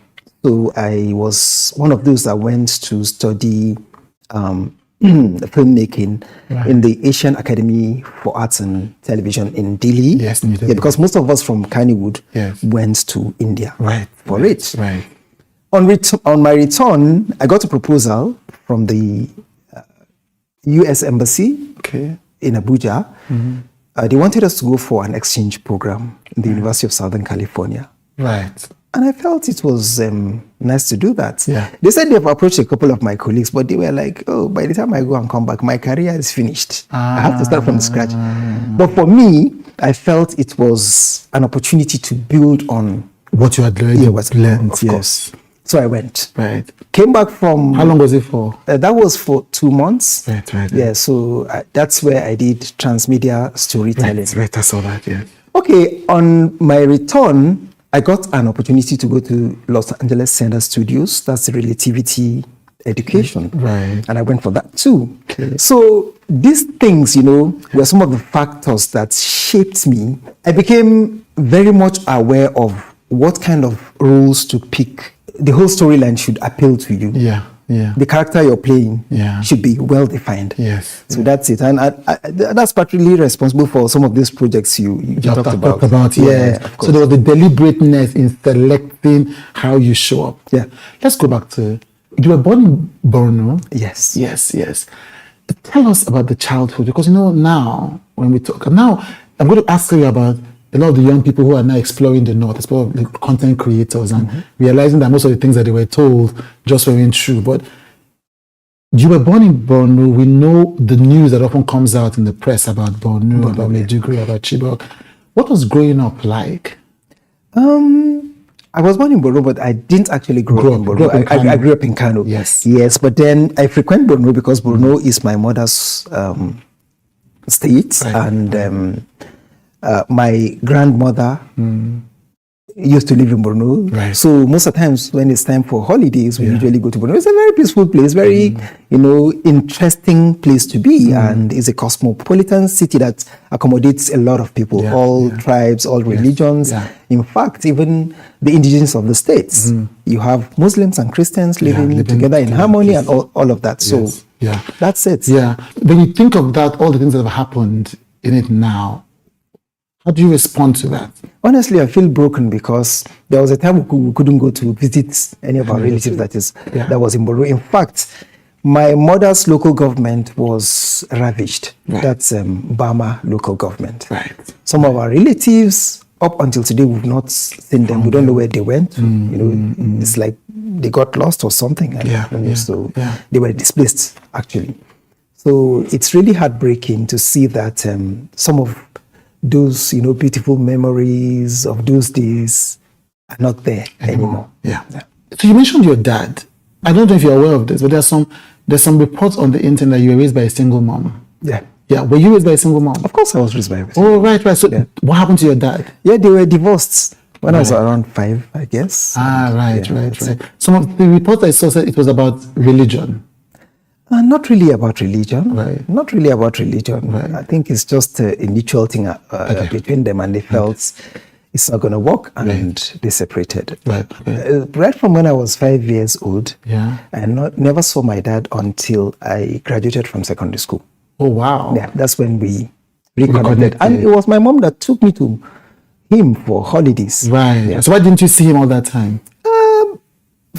Probably, because he felt she could take care of the responsibilities, and he left me with her. Yeah, so she had no resentment towards him? No, she had no. I was so, attached to my mom. When I lost her, I was heartbroken. But that was when my career started in Kannywood. And I think losing my mom was what actually made me become glued to my career. Why? Yeah, I just withdrew into a shell. I became an introvert. I wasn't mixing up with people. That's why I just concentrated on the scripts coming to me, the projects I was working on. That makes sense, yeah. Something switched in you when she passed. Of course. And then work was not the thing that you could throw yourself into. Yeah. Your dad was a politician. Yeah. Did you know that your journey was going to lead you to government? Not at all. Because initially, when you talk to me about politics, I don't even want to hear it. Get involved, yes. People at a point, because of my popularity in the North, were asking me if I was going to contest for any of the seats. And I said, no, I'm not going to contest because I don't feel like it. I just feel all these things should be things you feel you want to do, not because you're compelled to do them by people. But eventually, I had a conversation with someone who I see as my godfather in politics. The present state minister for Housing and Urban Development. Alhaji Yusuf Atta. So he said to me that in whatever you do globally, politics is involved. And it's always good for you to, be a part of a certain movement in politics. He convinced me, and that's when I said, okay, fine, I think it's time for me to do it. And then after that, what happened next? What's the journey from that to where we are now? It's been, movies, endorsements, a bit of politics and all of that. So, finally, when President Bola Ahmed Tinubu was contesting for the seat, I said, okay, fine. This is my party, so I have to do it. And that's how we started the campaign from state to state. And eventually, when he won, the present minister for arts, culture, tourism, and creative economy, Barrister Hannatu Musa Musawa. She's incredible. Yeah, of course she is. Very nice person. So she she now said, we did these campaigns together. And they, APC, promised some of our the stakeholders in the industry that they're going to give them appointments. And so my name was nominated. They asked for our CVs, which of course we submitted. But honestly, I never knew I was the choice for the position because I just felt we were about 5 that submitted our CVs. So they now decided, okay, fine. I'm one of those that gets the appointment. And that's how. Speaking of that, you said at some point that you were no longer going to kiss in movies or etc. because of your religion. Yeah, because of my religion, because of the perception of my people, my tradition. Yes. And I have to really take that into consideration. Yeah. I said, no, I'm not going to do it again. Yeah. After all, every entertainer does what they do because they want to entertain people. So who are the large chunk of my audience? They are the people from the north. So why displease them? Let me just do what they want. And so it's respect for the sensibilities of the people that made you that contributed to making you definitely because I feel they deserve that. Yes. Yeah, I love that. So there was no angst when you made that decision. It just made sense to you. If these are the bulk of the people who like me, this is what they want, let's do it. I think, is that the same thing? Because remember when the whole sanction on Rahama happened, you took a diplomatic stance. I think you said it's extreme but understandable or something like that. Yeah. Was that the same feeling? Yeah, it was the same feeling. Yeah. Because even Rahama, for instance, take her into consideration. Yeah. Does she dress the way she used to do before? Right. She doesn't. Right. She's a newly packaged Rahama. Right. I just love her style now. Honestly, she has this Arewa feel, which is expected of her because she's from that region. So I feel it's one thing most entertainers should take into consideration. Where you come from. I just came back from China. I was in a panel and we were discussing culture and technology and how technology is moving fast and how everybody is scared. Technology might take over culture, but I feel technology can take the major stride and keep going and you still remain original and, your culture doesn't fade. Have you faced any backlash or any criticism for those stances? I have. Of course I have. Yeah. Even when Rahama's case came up, some people took excerpts from those films that I did with Jackie Appiah and Ogie Okoye and some of them, and they will bring those footages. That you've done bad things. Yeah, but I never felt bad because these things are bound to happen. Even today, if I want to contest for a seat in the north, that will happen. Some people will say, okay, let's use those as videos against him, but it's a thing of the mind. I don't get moved by such things. They don't worry me. Most of my kissing scenes looked fake. I just wasn't comfortable, honestly. Right. So it was like freedom when you made the decision to stop. Yeah. Can you tell me something that you've gone through that really shook you? Something that I've gone through that really shook me. Honestly, it was when I lost my mom. When I lost my mom, I had nobody by my side. I lived in our house for about 3 to 4 months without anybody, alone. Sometimes there's no electricity, then I couldn't afford a generator, When I come back to the house, I use the a local lamp or candle, and I usually sleep in darkness. I was alone. Yeah. I felt as if everybody in the world has turned their back on me. I was so lonely. Right. I think it was just this acting profession that, saved me, that I didn't go into depression. There was one other time, it was during fasting. I was shooting in Asaba. Okay. We just finished shooting a scene, and I said to the production manager, the next thing we're shooting, please just get a scene that I am not in because I want to pray. And one person on that side looked at me and said, hey, you this Sharia actor. I'm like, hello. What's Sharia? I just want to pray and I'll join you guys. I'm not in the whole scenes that we're shooting today. But he later apologized. What is that like, to be fully alive and well and to see viral news saying you've died? Honestly, it's disheartening because when I saw it too, I'm like, is somebody in a hurry for me to die? Yeah, because I don't get it. Yeah. And funny enough, these people open up these accounts with some of your colleagues' names. Right. So if one is not careful, you would think that you think they're behind it. Right. It's the weirdest thing. Well, thank God. God forbid that we talk about your day. There's still so much ahead for you to do. Amen. Well, thank you so much for joining me, Ali. It's amazing because, like I said, I met you over 20 years ago when you were nominated for the Future Awards Africa. Of course. And just a fresh voice and a fresh face. The beauty of it is that it's more than 20 years into your career and it still feels fresh. That is not a thing to take for granted. I wish you all the best in this position and all the best for all the things that you plan to do with and after it. Thanks for having me. Thank you for joining me. Yeah.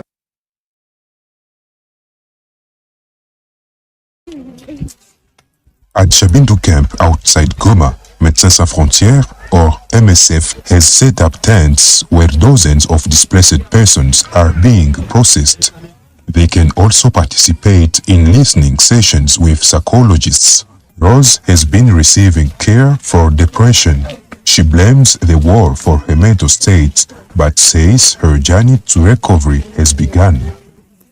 When someone flees war, they are very disturbed, and that was my case too.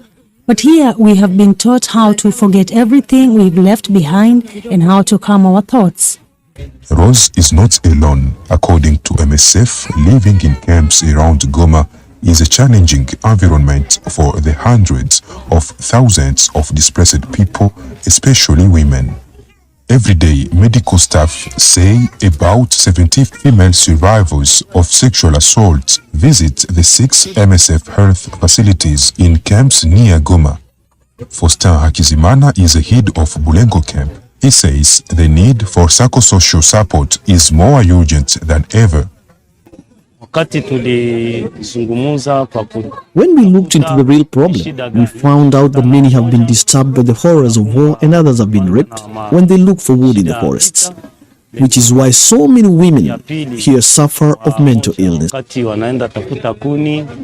Gerlas Mulekia, a clinical psychologist with Médecins Sans Frontières at the Lushagala camp, says more help is needed. Most of the people we see show signs of anxiety and post-traumatic problems. We run 3 group sessions a day, and each group is made up of 10 people, for a total of 30 people a day. If it goes on like this, we'll need to expand the activities to try and meet as many of the needs as possible. Psychosocial care is available to both genders, but officials say most of the people taking advantage of the services are women whose mental health challenges are impacting their ability to care for their children. Zanemneti Zaidi, VOA News, Goma.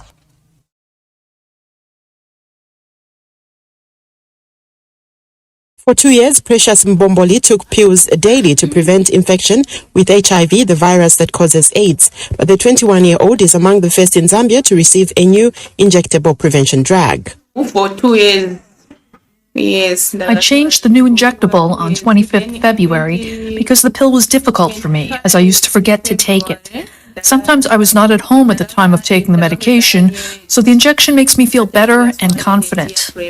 The new drug is known as cabotegravir, long-acting. Each shot prevents infection for 6 months. Zambia is the first low or middle-income country to offer the drug to the public. Lina Mwango is technical director of the local non-profit CHEP Zambia.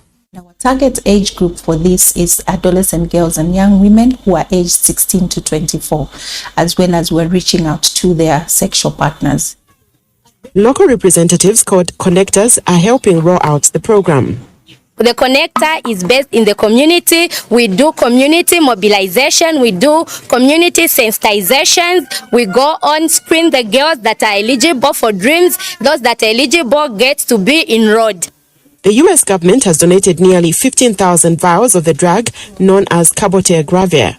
That's enough to protect 2,000 Zambians against HIV for 1 year, the U.S. Embassy says.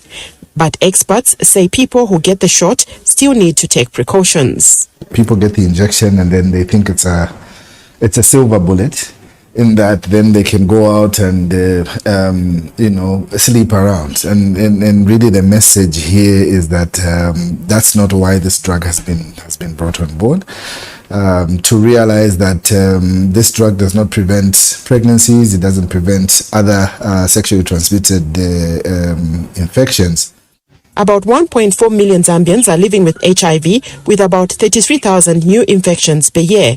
Experts hope the new drug can help bring those numbers down. Kathy Short, VOA News, Lusaka, Zambia.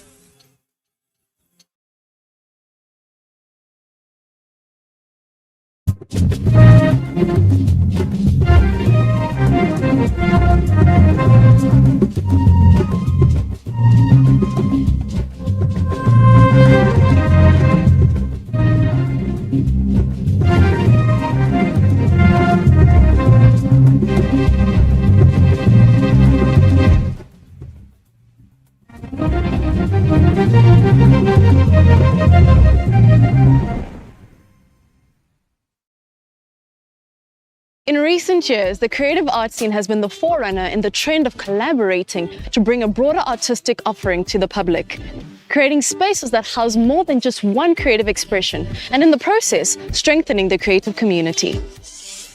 Today, we're exploring such a space, the Association of Arts Pretoria. Here, performing arts and fine art come together in an exciting way. Afrimax understands that collaboration is at the core of creative expression. And with that inclusive attitude, we bring you today's show. Kicking off with the well-known summer footwear, the flip-flop. They're functional, colorful, and cheap. Perhaps that is why 3 billion of them are made every year. Sadly, these flip-flops find their way into our oceans, waterways, and dump sites in the thousands. A group of artisans in Nairobi, however, are on a mission to turn trash into treasure. We shadowed top chef Maurice Sackel as he reshapes the culinary landscape with his unique fusion, where Africa meets Japan. And later in Malawi, powerhouse Lerato Honde shows us how staying true to your creative vision is the road to success. I am Shudufadzo Musida, and you are watching Afrimax.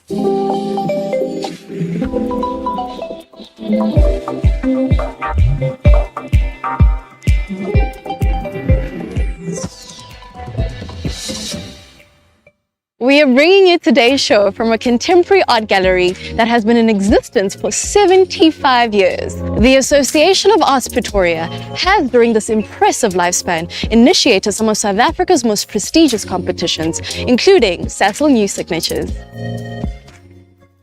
Before we meet with curator Pieter van Heerden to chat about this a bit more, let's move to the beats of Philani Bubu, a singer, songwriter, and storyteller as she wows the crowds in Johannesburg. My main canvas is the story.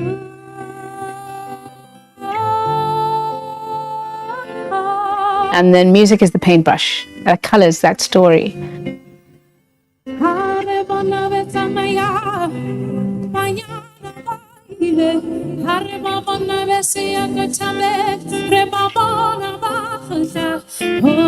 And the reason why music is such a powerful tool in helping us, color that story is that it houses, sounds that are healing. It houses stories that are healing, that allow other people to unpack a message or unpack themselves or, find themselves. Philani Bubu is an award-winning singer-songwriter whose soulful voice has been heard in concerts and festivals across the globe. She calls herself the Indelible Storyteller, a title that highlights her mandate not just to make music that pleases the ears, but to bring influence through the power of storytelling. Indelible, not able to be forgotten, and that is the power of her sound. When I started my journey in kind of pursuing my passions, I started off in corporate and studied law and marketing. And there came a time in my life where I realized that creativity really is the power of transformation in the world. Creative consciousness is about the idea that we as people are all creative and are co-creators of life. And that gives us the accountability that we have of what we contribute into the world. There's a story about a crab that walks sideways, and crabs are always walking sideways. Do you know why? Because when we're going forward, we're never walking straight anyway. Tell me anybody who walks straight when they're going forward. 10 years as a self-funded independent music artist culminated in the inaugural Folklore Festival, founded by Philani herself. Held in October 2022, this was a vibrant celebration of African culture, community, and heritage, the first of its kind in the country.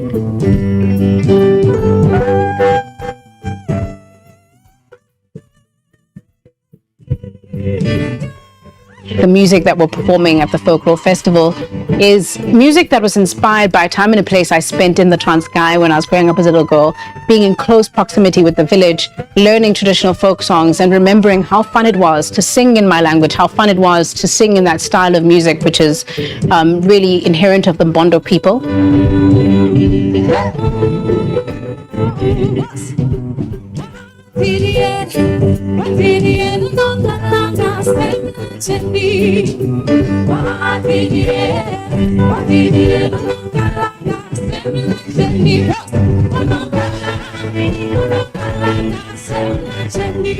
Every voice is a bird that vibrates at a particular, kind of level or timbre. And so Nina Simone is someone who gave me a lot of freedom in my voice. And, the likes of Ella Fitzgerald, gave me the freedom of sort of motion and musicality and phrasing in jazz.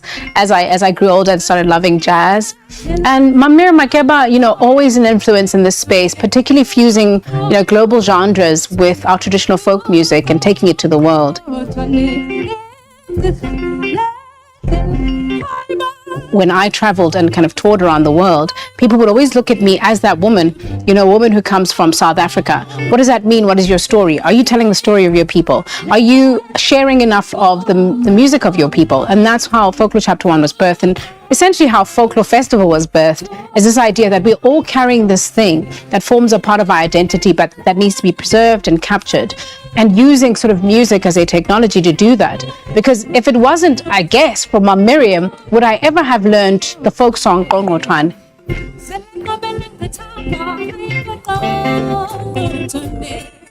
So I think language and having singers and other holders of sort of indigenous content like Mamira Makeba has been absolutely crucial and essential and influential in my career as well, particularly at this moment where I feel like I have this purpose or sense of purpose in driving forward an agenda to keep indigenous knowledge systems, but also to house our stories as African people in music.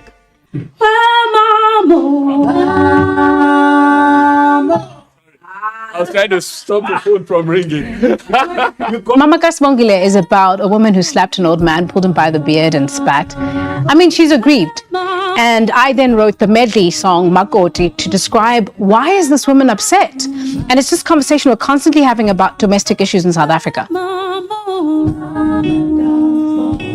It's modern social context, but it's also still the past. So when you trace back the culture, how do we find ourselves here? The history of broken black families, the understanding of how do we arrive at a woman who gives birth to a lineage of children, which is a woman, but then is also ill-treated when she is actually at the core, is the incubator of life for families.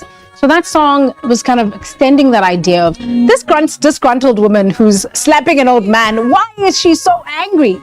Because she's a makoti in the family, which is a bride, and potentially she feels like the environment is slightly abusive for her because she's required to do a lot to prove herself, as if it were not enough that she births kids.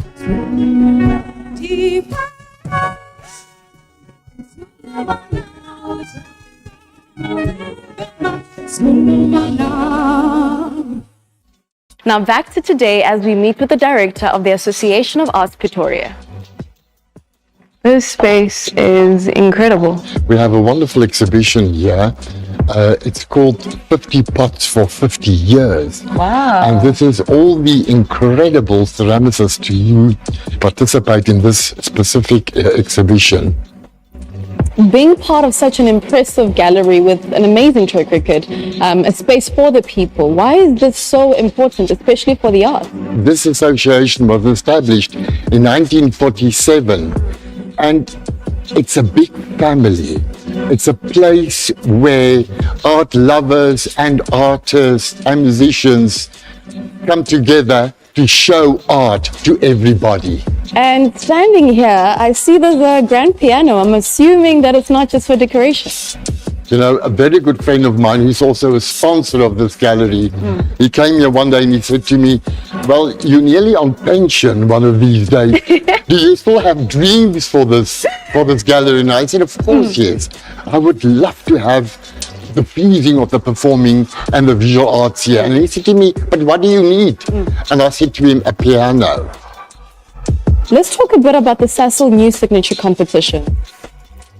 We must give a platform for young and upcoming artists.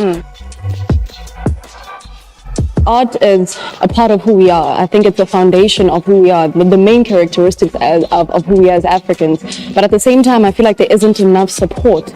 You know, but if you think of how many artists who won this competition, you know, they were nationally acclaimed, you know, after the competition. Yeah. And they even internationally. I mean, there's artists who exhibit right through the world. Yeah. And they started their career with the Sasol New Signatures Art Competition. Oh, this is absolutely, absolutely amazing. Before I explore the wonderful ceramics that are part of this current exhibition, let's travel to the beach town of Saint-Tropez in Paris, where Mori Sako fuses Japanese and African cuisine, much to the delight of his clientele. Ekiben is actually typically Japanese, but top French chef Mori Sako is turning it into an international dish. With influences from all over the world, he wants to bring new taste experiences to French cuisine. We have something here that is part Japanese, part African. For example, a course with hummus, so with chickpeas. It brings to mind the Middle East. I want to go on a culinary journey. From one bite to another, we quickly go from Asia to the Middle East to Africa. That's what I'm trying to do here in Saint-Tropez. Since June 2022, Mori Sako has been busy in Saint-Tropez too. The city on the French Côte d'Azur is known as a playground for the rich and famous. Here, the chef has opened his second restaurant in cooperation with luxury brand Louis Vuitton. My cuisine is largely influenced by my background and my passion. I bring it all together to create something unique in French cuisine. These especially include Japanese and African influences, which characterize the meals at his restaurants. Mori Sako grew up with his parents of Malian Senegalese origin near Paris. In addition to his classical training as a chef, he was also influenced by the food he knew from his childhood. When I opened my restaurant in Paris, I was looking for all these traditional recipes. I asked my mother, how do you do this? How do you do that? I learned a lot in the process. I used to eat whatever she cooked, but not actually care about how she prepared it. Mori Sako's success is validation for his concept. The secret to my success, I think, is that I am so passionate about what I do. The guests notice that. I really try to do what I know and what I feel, and do it as honestly as possible. If I maintain this sincerity, nothing should go wrong.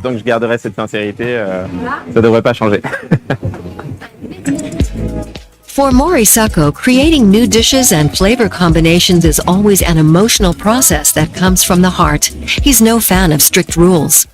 The most important thing is to be free, to have the freedom to play with different inspirations and ingredients that you find and want to use, to be able to compose freely, to enjoy yourself and have fun. I think that if you have joy in your work, then the guests will notice and will enjoy the food. His eccentric creations and willingness to experiment have made Mori Sako one of the most popular chefs in France. And he's now dreaming of also opening a restaurant in Africa. In a country where art is often seen as a means of attracting tourists, enter Lerato Honde, who is changing the shape of art appreciation in Malawi. We went to see what she's all about. I absolutely feel like tourist art is like, it kills concepts, it kills her experiences. Tourist art is just recycled art. In a country where most artists mass-produce paintings for a tourist market, one artist has gained international recognition with her approach to address issues pertaining to identity, empowerment, and self-worth. Malawian-born mixed-media artist Lerato Honde is a creator extraordinaire. She's constantly refining her work and redefining the ways in which her artistic creativity seeps into every aspect of it. There's a lot of pressure now, I think, of social media where we see a lot of artists to copy and be like, okay, so this is the African aesthetic now. No, you can create your own aesthetic, and if you really refine it, it'll be great. Darling, there is no shame in staring down a forked road and choosing to sit. I am an architectural technologist by education. I have a bachelor's degree in architecture, so I'm also a designer. I do interior design work in Malawi. I am a communications officer full-time for a grant-making organization. I am a visual artist. That is, I think, something that I've been my whole life. And I'm also the co-founder of a collective called Wona Collective, also an arts collective, which sheds light on the lived experiences of women. I'm a creator, but I also am very passionate about life experiences. And I think as I've grown older, I've been more passionate about women's experiences. Not only my own, but the ones that I have observed. My mantra is that I'm an artist with a purpose greater than myself. I gave Mona Lisa braids. I turned her blue into an avatar and took her to Lake Malawi. And then here I was exploring African print material, which I'm not really a big fan of these days because I think it's misrepresented in some spaces. This is one of my most favorite pieces. Essentially, when I created this piece, I had just finished my bachelor's degree. I was in a space where I was looking for work, and I wasn't really finding work, so I decided that in order to find work, I needed to delve into my purpose. I needed to delve into what I think I can do well, which is painting, and I really decided that this is going to be the best painting I've ever done. With her unique voice, Lerato has managed to stand out in the difficult art scene in Malawi. What is her recipe for success? I have always been putting myself out there, even though I think I appear to be a shy person or a quiet or an introverted person. I will share my work, and I want people to see my work before they see me, and I will create work and share it. That's something that I think in this generation is making creatives thrive. With her work, Lerato also wants to inspire fellow creatives across the continent. I would love to see more African artists be authentic, be true to themselves. The more I focused on my art and the more I put myself out there and the more I was brave about putting myself out there, the more money I made, the more deals I got. I remember the first gig I got when I became a freelance artist and animator or whatever was a gig from the Netherlands. And I was asking them how they found me, and they said, from your social media. And then I got a gig from Uganda and from South Africa, and then America. Art has been second nature for me in my life. I think it's a way of being, it's a way of living. And for me, I think the most important thing is leaving a legacy with my work. I want my work to live longer than I do.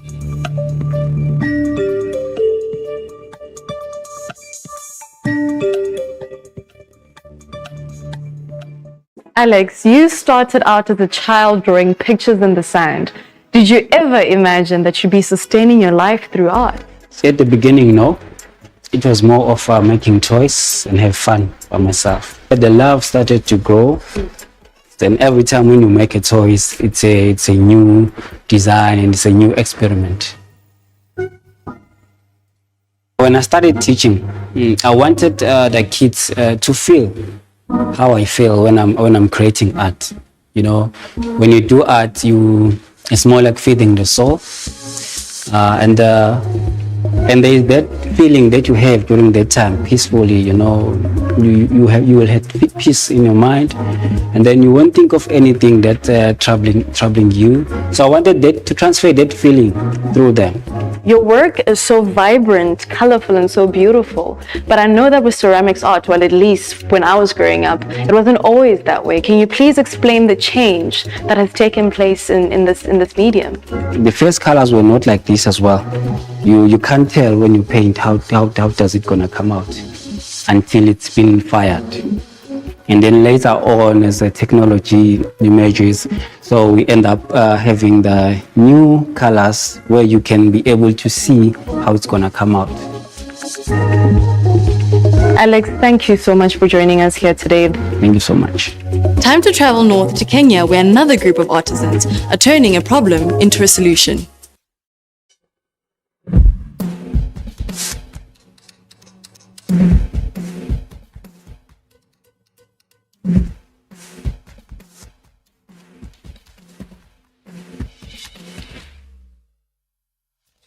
This is how we are taking waste from our oceans and making it to something beautiful.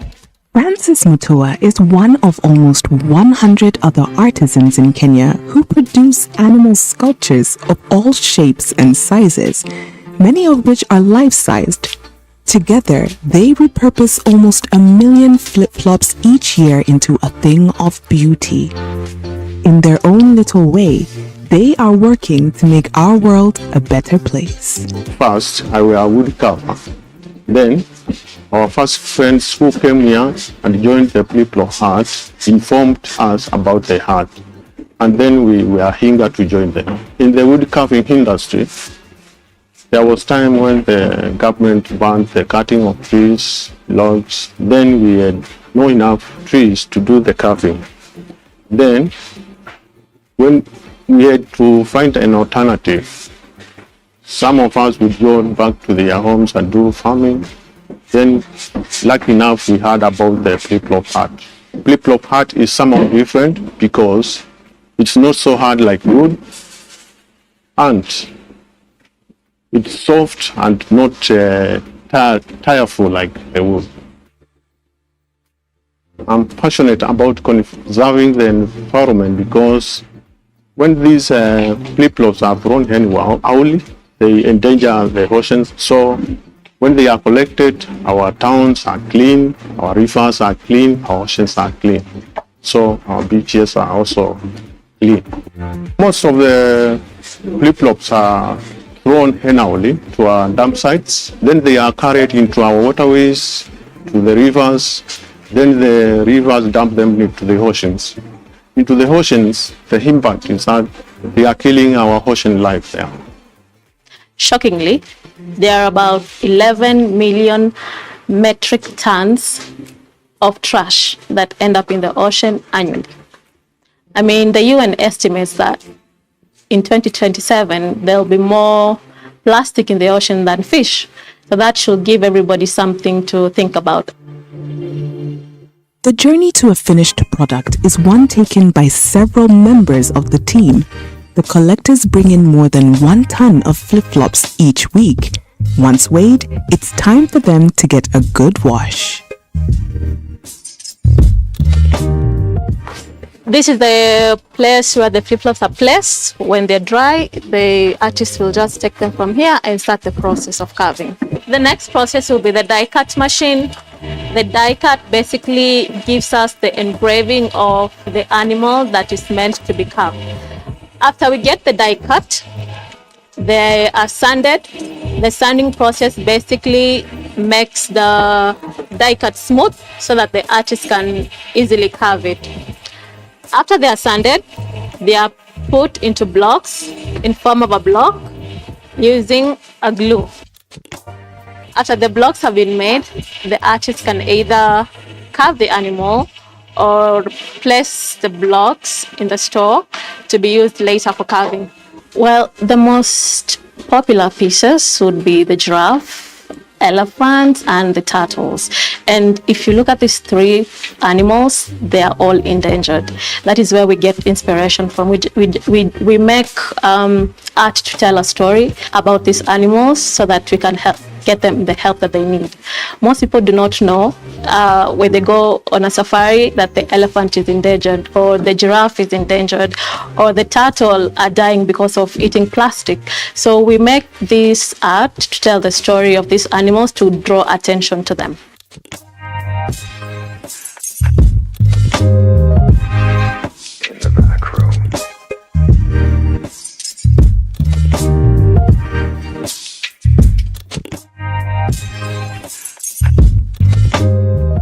The big animals, we use the material for shipping, which is known as polythene or styrofoam.